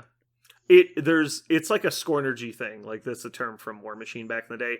It's like something looks really good on paper and you realize after the fact that there's a glaring problem, but you didn't see it until you started. Like so for example, there's a warcaster from Old War Machine called High Reclaimer. And in the second edition of the game, he had a spell called Saclam, I think, or no, it was what was the name of it? He could sacrifice a living model in range to give every warjack in his control, every one of his robots, a free focus. But then he also had a spell that created clouds that block line of sight. And so I created a gunline list so I could cast that spell and get a bunch of focus on all my jacks and then shoot people. And then I would put up a cloud wall with High Reclaimer so they couldn't shoot me back. And I didn't realize until I physically got it on the table that I was creating the cloud wall at the same time I was handing out the focus, so I couldn't see them either. And so we all just stood there, and I couldn't see him, he couldn't see me, and I was like, wow, this is a really bad gun line. And I just lost the game instantly, and I was so embarrassed. I didn't even tell the guy that I did it by accident. All It's right. like, I've never felt so stupid in I'm my going to make entire all these life. guys super strong and make sure I can't see you. All right, go. All my guns do infinite damage, and now I put up the line of sight barricade. Your turn. And you're like, what? It's so confusing. My opponent was like, why did you do that? It's like, oh. You'll find out. Just come on over Yeah. here. Yeah, just come through the smoke. I'll shoot you. I promise. It was so bad. But yeah, so that's kind of what it feels like. It has all these weird issues that you don't notice until you play it, and you're like, oh, that's really annoying. Well, that's probably okay. I'll just ignore this one aspect. And then like you notice like 5 more throughout the game. You're like, God, if it wasn't for like all these downsides, this would be a really good leadership. All right. Cool. Anybody have anything else to say about this? There's so many weird rules interactions. I don't think I can even cover them all. It's So let's see. chaos.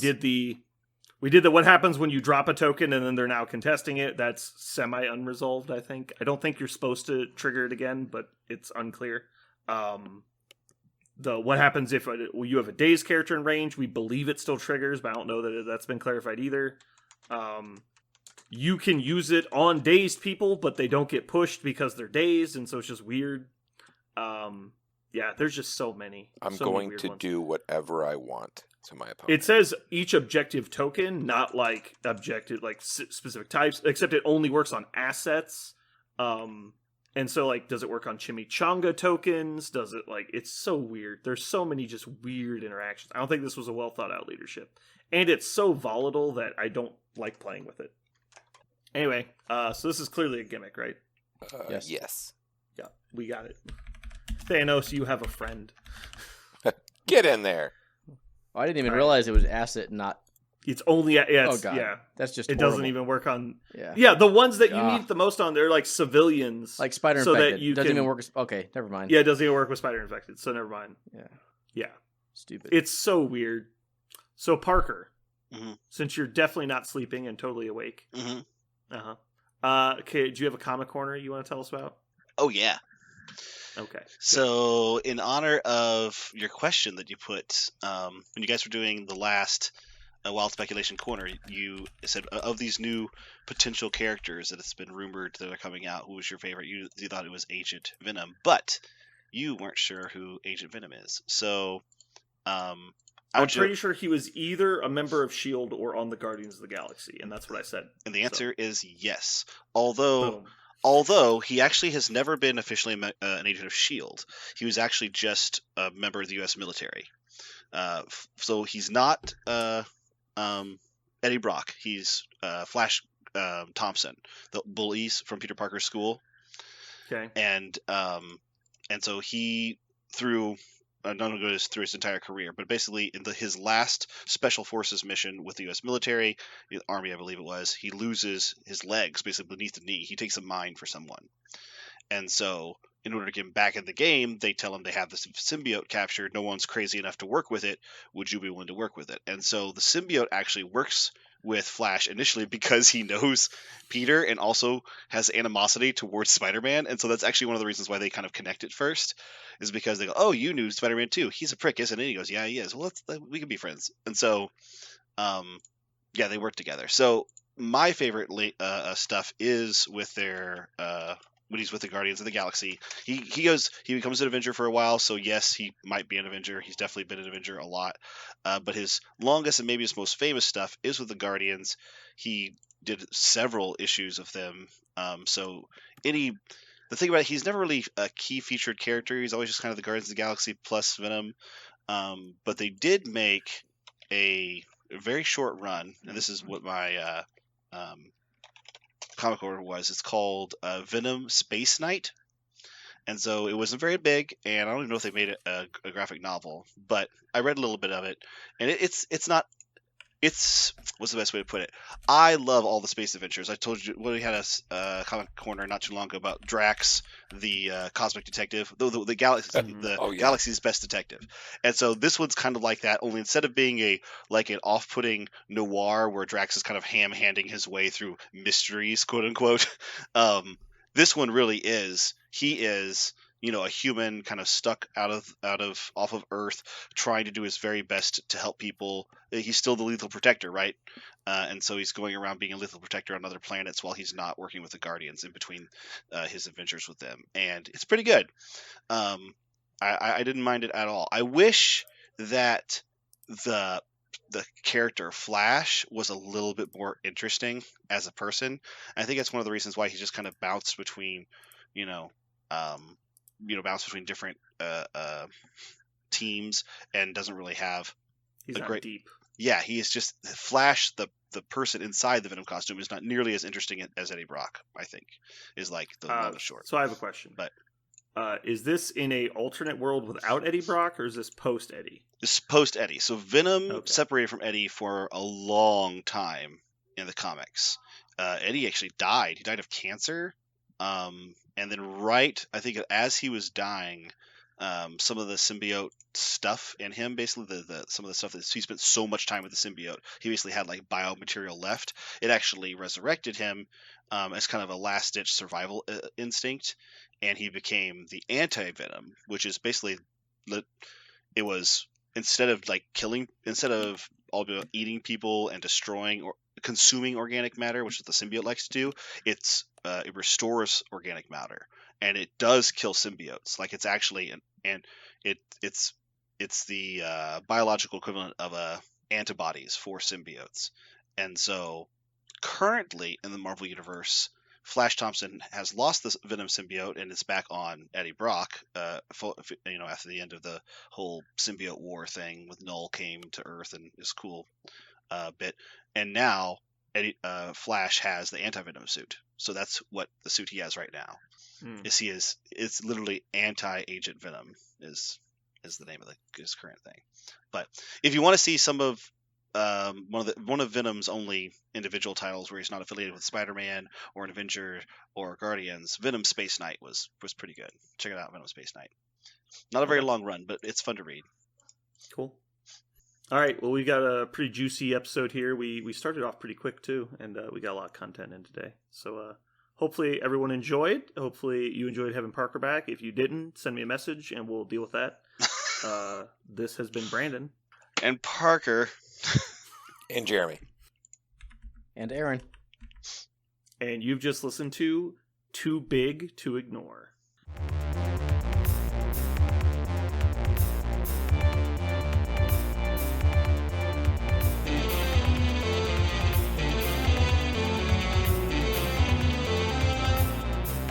So what are we going to call this thing? I got it. Okay.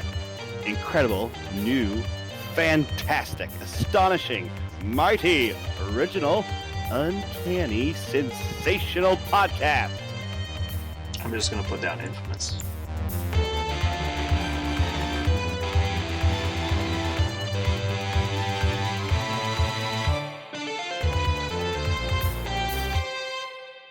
Parker sucks.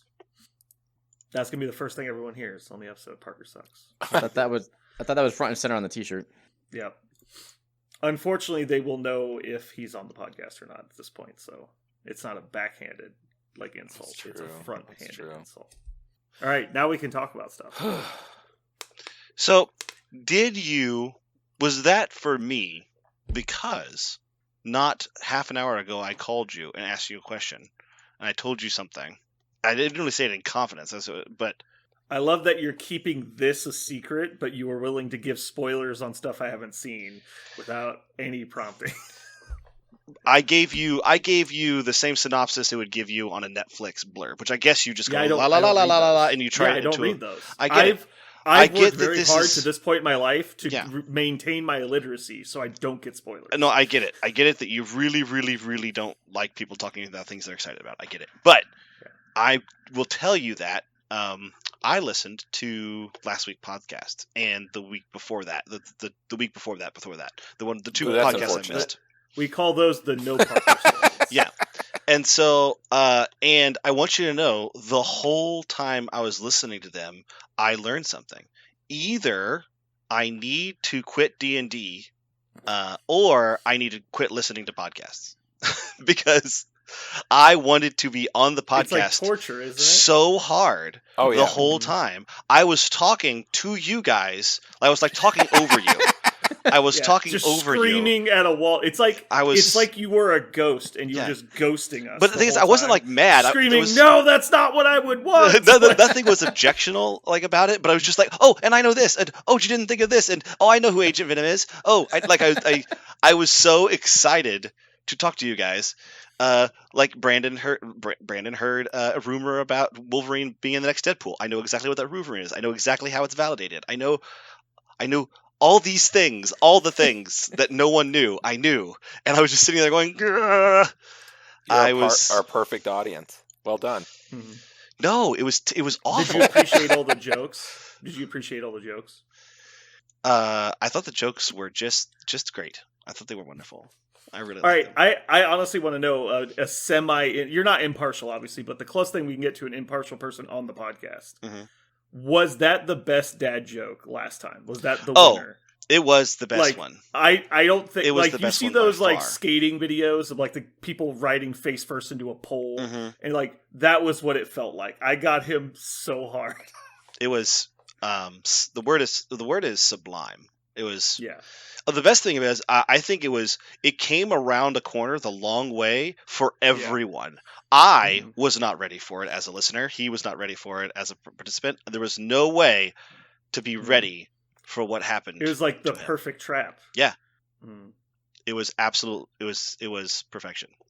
I thought it was that was really good. I thought it was really fucking stupid, actually. Yeah. Okay, so I was thinking today, Parker, if you could we do a comic corner for Agent Venom?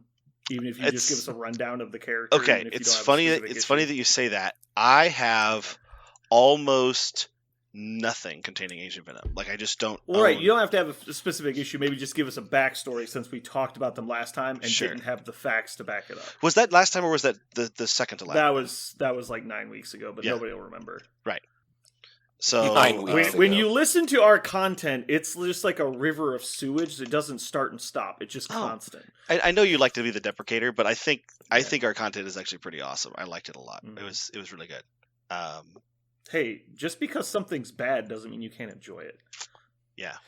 For example, sugar is terrible, but you Yeah. really enjoy it. By the way, can I? Empty calories. There was. I know you mentioned after the ratings episode, the last Avengers rating episode. I know you mentioned that you felt like you learned a lot. I learned something. I thought Aaron's point was really poignant and succinct. I liked it a lot. Which is, it doesn't really matter what the ratings are. Like the numbers actually don't matter. It's the conversation around the characters. And he also, when he was talking, you guys were talking about Hulkbuster. At the end of the conversation, he said, "I'm going to put Hulkbuster on my next list." That has happened to me so many times when we've done ratings. Is I've got Mhm. done with a rating Like, and gone. what did I miss? Yeah, well, I've got done with the rating, and then literally the next game, I put one of the characters we discussed, in the list. Or sometimes even I've even built lists around them just so I can make sure I played them to their. I'm best pretty degree. sure the Inhuman rating episode led you down the Inhuman rabbit Yeah, hole. yeah. Like you couldn't help yourself. Yeah, I really like the ratings episodes for that, and yeah, it was really good. I liked it a So, bunch. Aaron, how was Hulkbuster? I haven't played in 2 weeks, so I don't know yet. Damn it. I know. Does he have you working too hard, Aaron? Are I are actually you do, now? yeah. I mean, honestly, I remember a different guy. This guy I know right now is a husk of the gamer that I remember. I mean, I feel like I'm the actual husk of a gamer that I remember, but I think Aaron has just been playing about half as much as he normally plays. He's just been devoting a lot of that time to Blood Bowl. And so MCP specifically has been suffering, but Well, Brandon, your husk is filled with complaints. So it's Yeah. not really a husk. It's just a complaint, like a banana peel filled with complaints. Like I'm I feel Casper, like but like negative. Like Oscar the Grouch if he was a ghost. Like if he was a ghost. yeah, just like an empty husk of Oscar the Grouch. Oh Lord. So I just watched Werewolf by Night. Have you watched that yet? I have not. I saw it. What is it about? Like, I assume it's a werewolf thing. Don't Is it tell like him a comedy? anything. What are you doing? Are you crazy? This is a trap. Don't No. What tell him. kind of show is it? Is it like a comedy or is You- it serious? All No. you know, Is it all Disney you need kids to know show? is it contains wolves. That's it. Just Okay. watch it. So imagine Sin City does Oh, okay. monster / tracker / like mystery thing. Like You've already given too much away. I will Yeah. I'll Yeah, just you say slow down. I'll give it an 8 out of 10. Like that's how much Okay. I enjoyed it. Me and the boys So watched it. basically, you're saying it's like supernatural. So I'll watch it. Yeah, sure. It's supernatural. It's Marvel introducing monsters into their universe, Okay. and it's clever and cute. And they put cigarette burns on in the corners to make you believe it's like a movie theater, An old old-timey. Yeah, and you catch it. They make it extra big and extra like pausey, so you're like, wait, what did I just notice there? As a hyper observant person, I find that offensive. So yeah, it's really good. Like everyone should Okay. watch it. It's an hour-long movie. It's not a 27 episode Okay. nonsense. It's just a movie. It's cool. So The first episode of the new Bleach series is out. that's anime? Yes. Yeah, No. it's an anime. There's a live action. Aren't they making a live action for that? They did. It was awful. All of Oh, them are God. awful. I don't know why anyone's surprised. Like they're all terrible. Like no one ever saw any of those. I heard the Death Note one was okay, but all the other ones are just complete trash. It's like the 3D movies. Like it was a gimmick and it didn't work. Parker, you watched some Bleach, didn't you? Oh yeah, I watched 4 seasons of Bleach. Yeah. Oh, that's it. I thought you watched more than that. Anyway. Oh no, you don't understand. 4 seasons of Bleach. By the second season of Bleach, the other 3 seasons grow exponentially longer. So like the first season of Bleach is 1. The second season of Bleach is One actually 4 seasons of Bleach. And the third season of Bleach is actually 9 seasons of Bleach. And the fourth season of Bleach is actually 16 seasons of Bleach. Because that's how slow that fucking show gets as you watch it. It was the Definitely takes his time getting to the important shit. Yeah. What is the It feels a little bit like Inuyasha. what is but the premise better. of Bleach? Help me out. Inuyasha at least had So- Monster of the Day stuff. That show had no Yeah, Monster of so the Day stuff. Ugh. Bleach is it's hard to describe. So it takes place in Japan, obviously, because it's an anime. There's a regular like senior in high school that is he's always been able to see like ghosts and stuff. Mhm. And he's like a I don't know, like a protective bully. Like he doesn't like it when people get picked on. He like stands up for people. Okay. Anyway, the world that he lives in, there's these basically corrupted spirits known as hollows, which are basically evil ghosts. And he, because he's attuned with the spirit world, can see them, but most people can't. And one day, walking home from school, he gets attacked, and this person dressed like a samurai shows up to fight the monster, and only he can see what's going on. And the person is known as a Soul Reaper or a Shinigami in the Japanese. And you find out that there's a whole like spirit society that's supposed to fight these evil ghosts and basically like consecrate their spirits so they can pass on. Anyway, stuff happens. He ends up becoming one of these Soul Reaper characters, and then you find out there's this huge like interweaving plot going on in the background behind the normal world, and he gets involved in that. It's called Bleach because why? There's no explanation. Okay, good. Yeah, it's anime. Okay, excellent. I like that.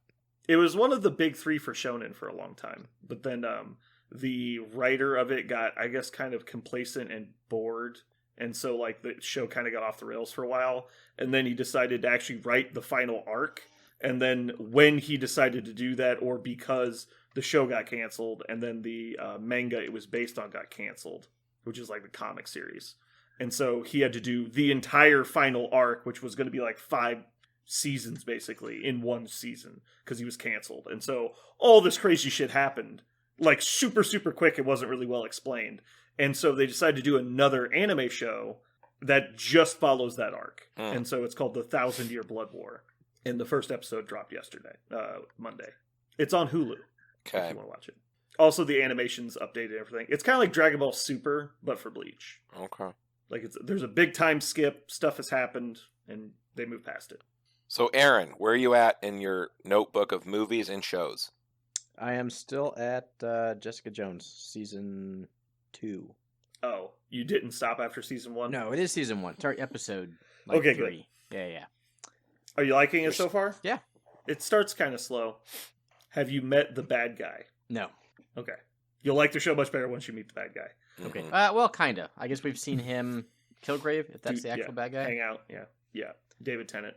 I think we've seen him like a couple flashback-ish, Mhm. a couple second things, but haven't Trauma actually met scenes, him. yeah. Yeah. So that'll be up soon. I spent the last couple days doing nothing but playing video games and working. Gross. Gross. I hate it. Yeah. Gotcha. Oh boy. So, my work has officially lost its fucking mind. Like, my company and my work have lost their fucking mind. I'm going to tell you a story, and I know you're not going to believe me. It's real. Okay. Everything I'm getting ready to tell you is real. This is not But X-Files. why would you say that? Why would you say that before telling us a false story? Because you're going to immediately go, no, man, like, No, this that is didn't fucking stupid. Didn't happen. So what my company does is they'll notice something in the wild, in the world, in some place, and they'll go, oh my God, we need to get on top of that before anyone else does so we can get on the news. So we can get like, this is our signature program now. It's the most important thing we ever heard of. This cutting edge thing we copied from someone else Yeah, has been like our exactly. No. mission statement. Listen, Yeah. they'll copy it Go from ahead. someone else and they'll put it in a retirement community before anyone ever puts it in a retirement community. So it could be anything. It could be like, we are going to train hawks to fill up coffee. Like, you don't know. You just don't know. So Okay, in go this ahead. case, Very excited.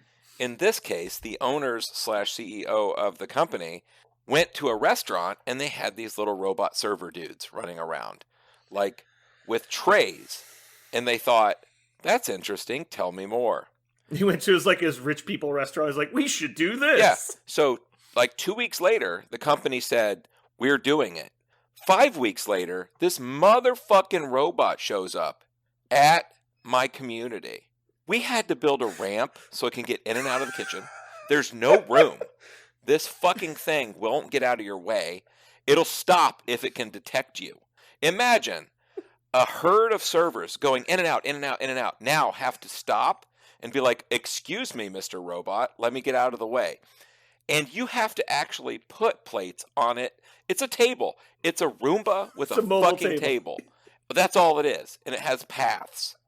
And somehow this is supposed to be useful.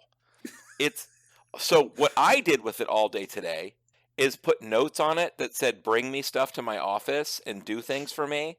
Like, because I thought it was hilarious. I just kept, like, I put like a Nerf gun on it, and I was like, pick a target and shoot it.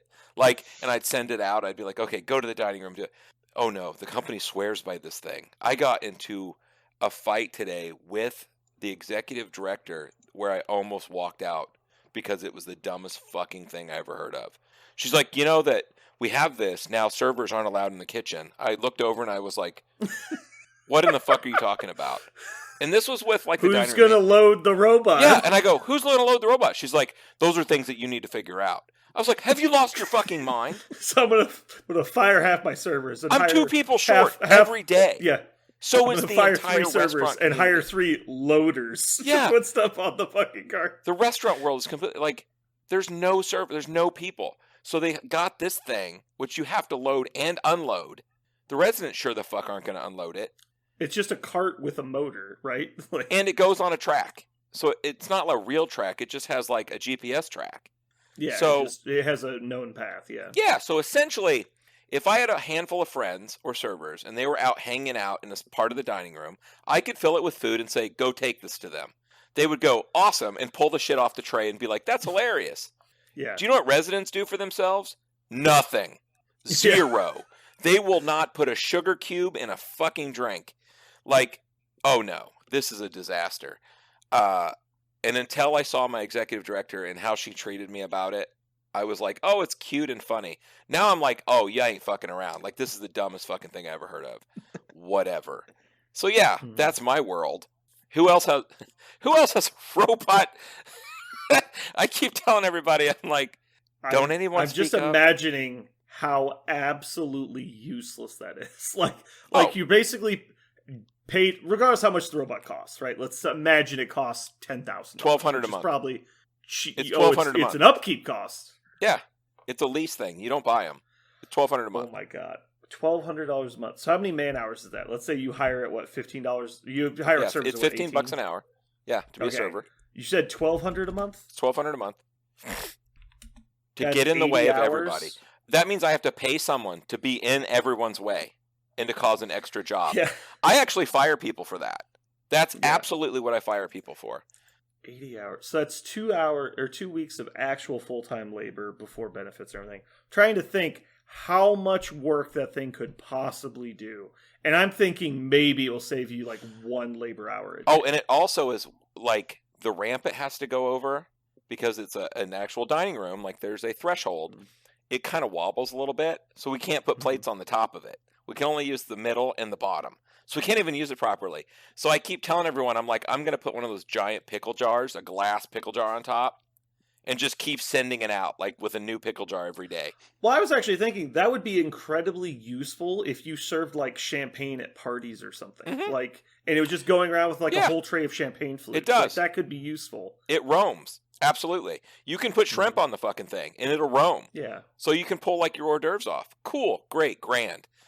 Put it in a hallway that is narrower than a human being, basically, that has to turn sideways. And it notices that you're around within like 5 feet. So if you're anywhere near it, it'll just stop in the hallway and just start playing music. It's like do do do do do do do do, and you're like, are you fucking kidding me? Like you have to go the other way. You have to like avoid it. So it'll then continue doing its job. It's the Well, I'm just thinking, like, let's say you have 4 servers Yeah. for a dinner shift, and they're constantly walking back and forth. Uh-huh. Like, they probably make a trip to and from the kitchen twice a minute. Sure. And so that's 8 trips per minute. So every time it encounters one of those people, it's going to stop for 5 Yeah. seconds. And imagine it's like, one of it's your never going to move. imagine one of your employees who is as fast as someone on their knees. That's how fast it is.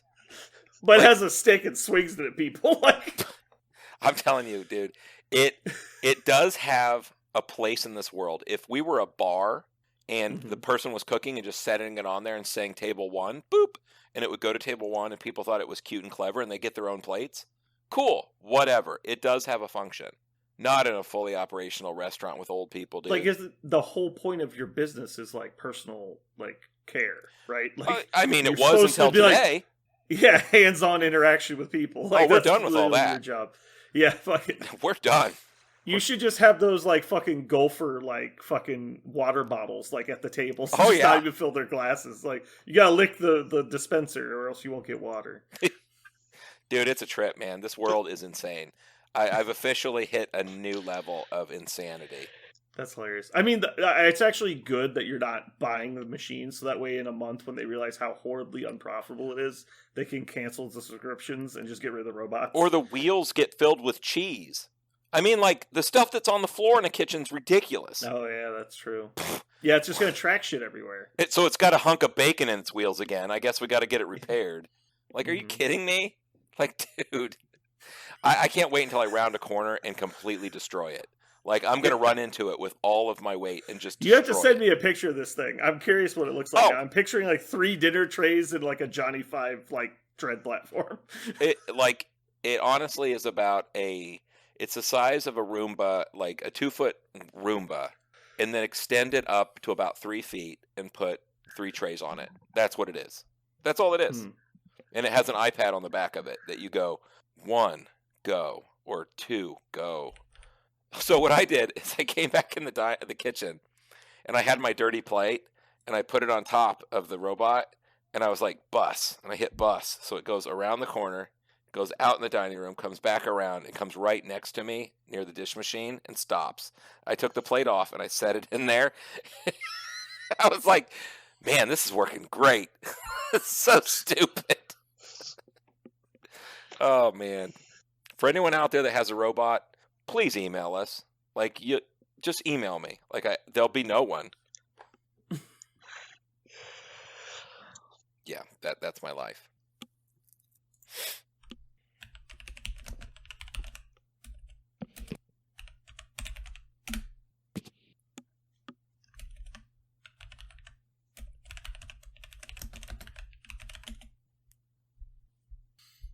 Do you know what our topic's going to be tonight? Didn't you listen to last week's episode? Yeah, but I listened to it first, so Oh. Yeah, we're gonna finish talking about the leaders. okay, got it. But we're going to skip over robots. It's probably makes sense. We don't know what kind of they do yet. All right, well, I guess we'll go ahead and get started.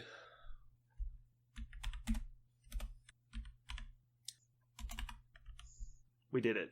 We fucking did it. We fucking did it. Man. I like a lot of our podcast titles lately have been very in your face, like hate us if you want to. That's been Yeah, great. pretty much. We didn't have a word So of who's the day. excited to get their hands on those juicy Sentinel parts tomorrow?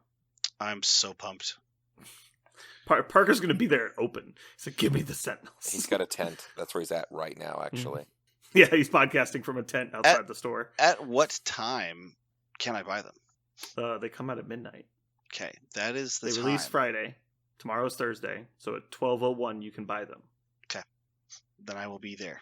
That is when I will be there. I'll be there until at least 12:01.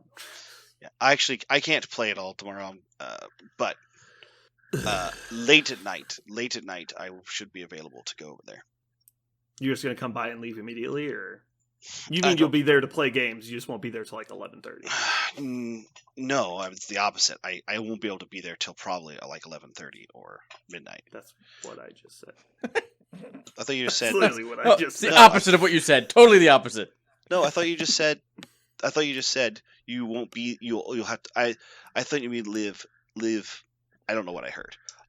In my mind, It's my like, mind- you can't even construct Complicated. the sentence that you thought I said. in my mind, you said leave at 11:30, or like you're No. leaving until you'll be there until No, 11:30. you're not going to get there until 11:30. That's what you Yeah. meant. Got it. That's what I said. Yeah. I don't know why I heard. Jeremy, why do we always argue the same point? I don't Both are so understand. fucking stupid.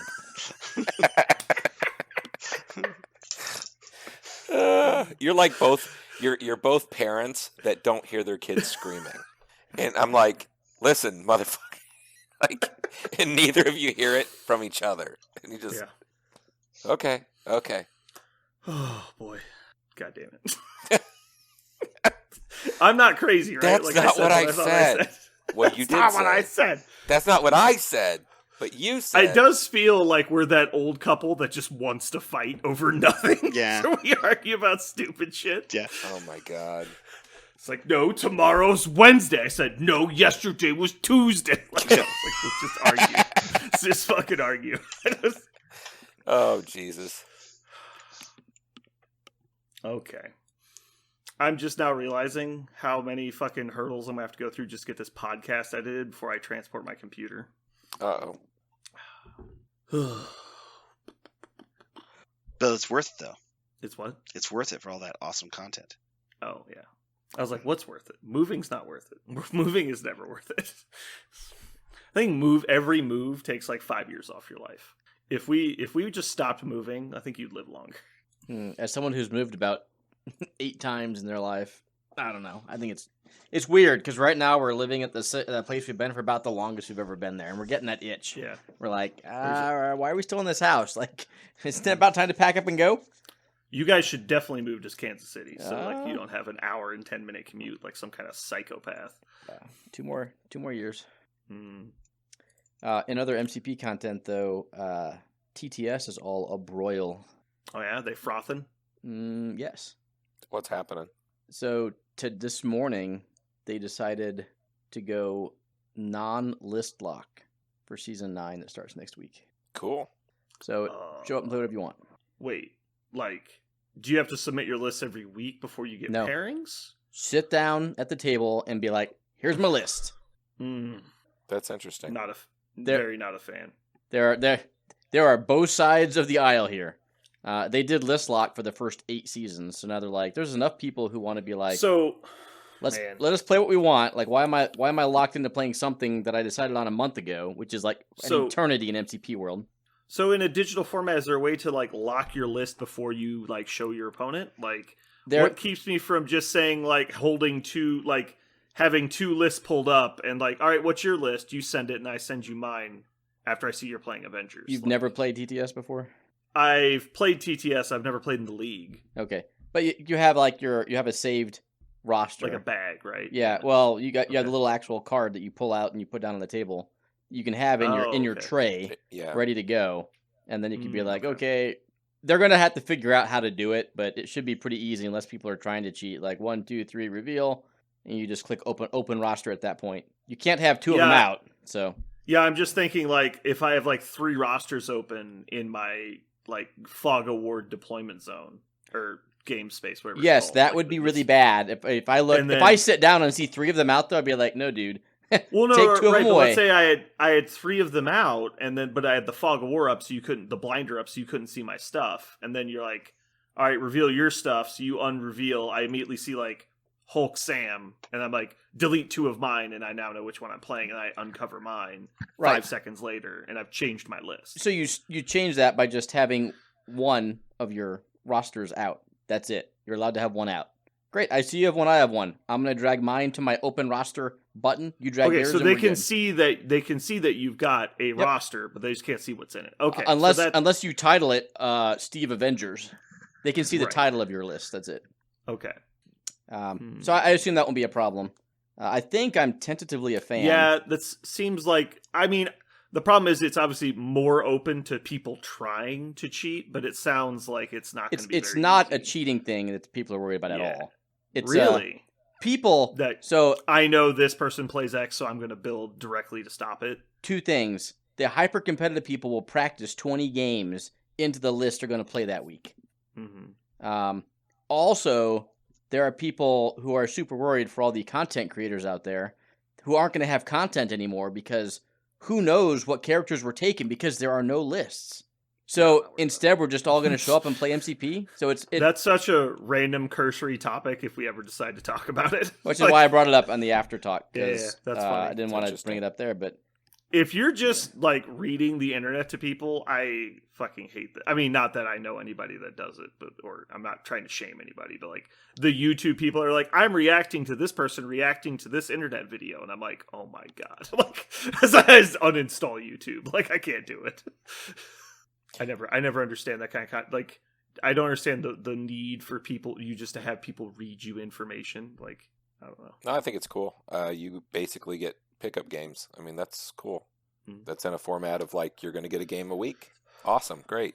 Play what you I want. just kind of wish you had to submit it before they told you your matchup. Like you could try and guess your matchup a little bit. It's like the final round, like the finals, they would both know like what the other person was commonly playing. But I imagine the two best players, you can't really expect them to play any one thing. so So- they haven't decided if the finals are going to be list locked or not. Oh, like the top, Whenever Tops or just whenever they finals? cut to the cut. the cut. Yeah. So, but for the 6-week Swiss will not be list locked for sure now. It was a surprise decision that just came out this morning. So, obviously people love it, hate it. Yeah, I could see that. But yeah, my concern would be you'd see a lot of people just targeting stuff. But obviously, not everyone can just pick up anything and play it. It takes a lot of practice to be good with the list. So just because, like, let's say, for example, Inhumans beats Asgard, just in a hypothetical situation, you switching to Inhumans because you think I'm playing Asgard is not going to objectively give you an advantage. It'll probably just convince you to play something you don't know what you're doing with. Right. And how would I know that I think you're playing Asgard? I mean, Right. so Well, it should there's influence the people's internet lists. famous people, yeah. It will not Like, everyone- influence the beginning of the league at all. It's just Yeah. after. So, like 3 people that I played dropped in my season 7, maybe 8, I forget, whatever it was, which had a negative impact on tiebreaking, which was significant at the time. Well, they dropped because they wanted to practice different lists for upcoming in real life tournaments, which makes sense. So why not just let them play a different list? Once you've lost a game. I don't know. We don't need to get into right or wrong. It was just interesting that came out this morning. Yeah. No, I'm for people being not list locked. I just think you should have to turn in your list. You should be able to change your list every week. How about that? Sure. I think you should be able to change your list, but it should be locked and should be submitted. That just becomes a nightmare. Who's checking it? Where are you submitting it to? Like, Yeah. do you want to be in charge of the 380 people in the league who are submitting shit to you every week? God, no. I don't actually think it'd be that hard. I mean, you could set up multiple ways of doing it. It would not be easy to commonly check, but you basically could just have a giant Excel document with like 380 pages, and everyone has a roster dump, and then you just make the page uneditable after like Monday afternoon, and then games happen sometime before the next Sunday, and then you unlock it for that day that they can change it, and then you lock it again. And publish it after they've submitted so people know what they're playing against? Or just keep a record so you know they're not cheating? Yeah, after list lock, I would just say, hey guys, here's the document. It's now locked. You guys can see what, and then after that, post the pairings. And if you want to go look at what your opponent's playing, you can. And then the next week, after your games are done, like let's say games are between Monday and Friday, hypothetically, it's locked during that period. And then after Friday, you unlock it. People go and change their lists. And then lists are due by a certain time. And then you lock it and then you post pairings. You basically just make it editable and non-editable every week on those times when it's available. Sure. I'm a big fan of not knowing who you're playing against. Just like a tournament. Like you show yeah, up the tournament and like you sit across from your opponent, Yeah. you're like, oh, looks like you've got Magneto. Cool. There should not be an ability for you to know your opponent and then change your list. I'm against that. I think you should be able to change your list, but just before you know who you're playing every week. Right. I think that would be fine. I don't know that it's a huge deal either way. It just seems weird. Like if I want to play, like if I'm famous for playing one thing, or not even famous, like people just know me as a Brotherhood player. Mhm. It's like, okay, well now I'm playing the anti-Brotherhood list. You're like, okay, cool. This is really what I wanted to do. Like just have people play specific counters against me all day. Like whatever. That'll be the interesting thing. Is do people stick with Yeah. a list or do they purposely swap it up wildly? Go Avengers to Brotherhood to Inhumans just so people have no idea what they're going to go up against.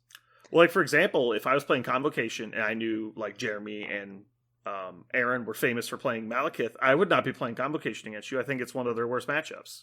And so I would just go to Brotherhood or Inhumans or whatever the fuck else I wanted to play. I would say 90% of the population doesn't know each other. Maybe even 95%. Like, I think that's fair. Like, who knows what I'm going to play against? So, And that's the other unfair part. Is like just because like let's say the most famous guy in the league, the guy who won last year, like now everyone's gonna know who he is and go look at his game history and stuff and like and ask online what he plays. But if I join the league for the first time, nobody has any idea what the fuck I'm gonna play. Like it's just weird. It's like you're at a disadvantage because of like weird internet fame. It's odd. Sure. That doesn't seem like a fair footing. And again, I don't know that most players really know like the matchup matrix as well as they probably think they do. And so like in attempting to counter somebody, they might actually make their list worse. I don't know. It's just weird. Yeah. It'll be fun to watch it actually. No, but if they're not recording lists at all, then nope. yeah. Maybe. They put out I would imagine you'd have to submit what you played. Well, they put out a survey, so now you just got your ass beat. Are you Mm. going to spend 6.5 minutes to go type in who you played, what leader did you play, what was your roster, what were your tactics cards? People are like, fuck it, I'm done. I just got beat. I don't care. Fucking turn off the computer and leave.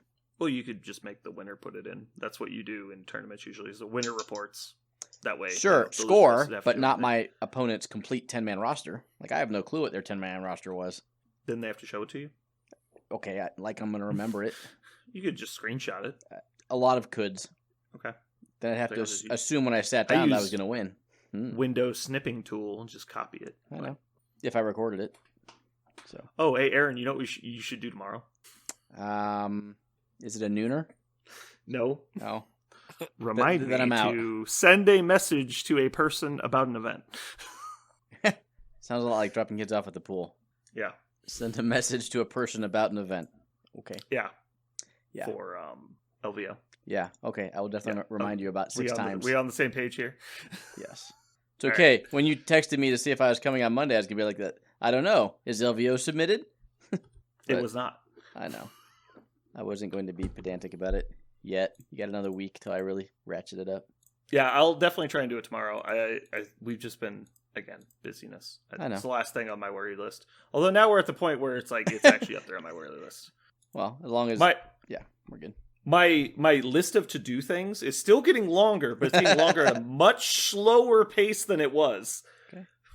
And it's just things like move entire house 1 hour north is now on the list, and that's easy. I just knocked that out in a week. All right, well, I think that's gonna wrap it. Do you guys have anything else? Any cool topics you want to talk about? All right. Well, before we leave, I'm going to give you a play-by-play on my last Axis and Allies game. It took about 17 hours. I See you did guys later. 14. Have a good one. All right. Keep that. I was keep that I was seat sticking around warm. for it. Goodbye, everybody. Goodbye. Bye. Ah.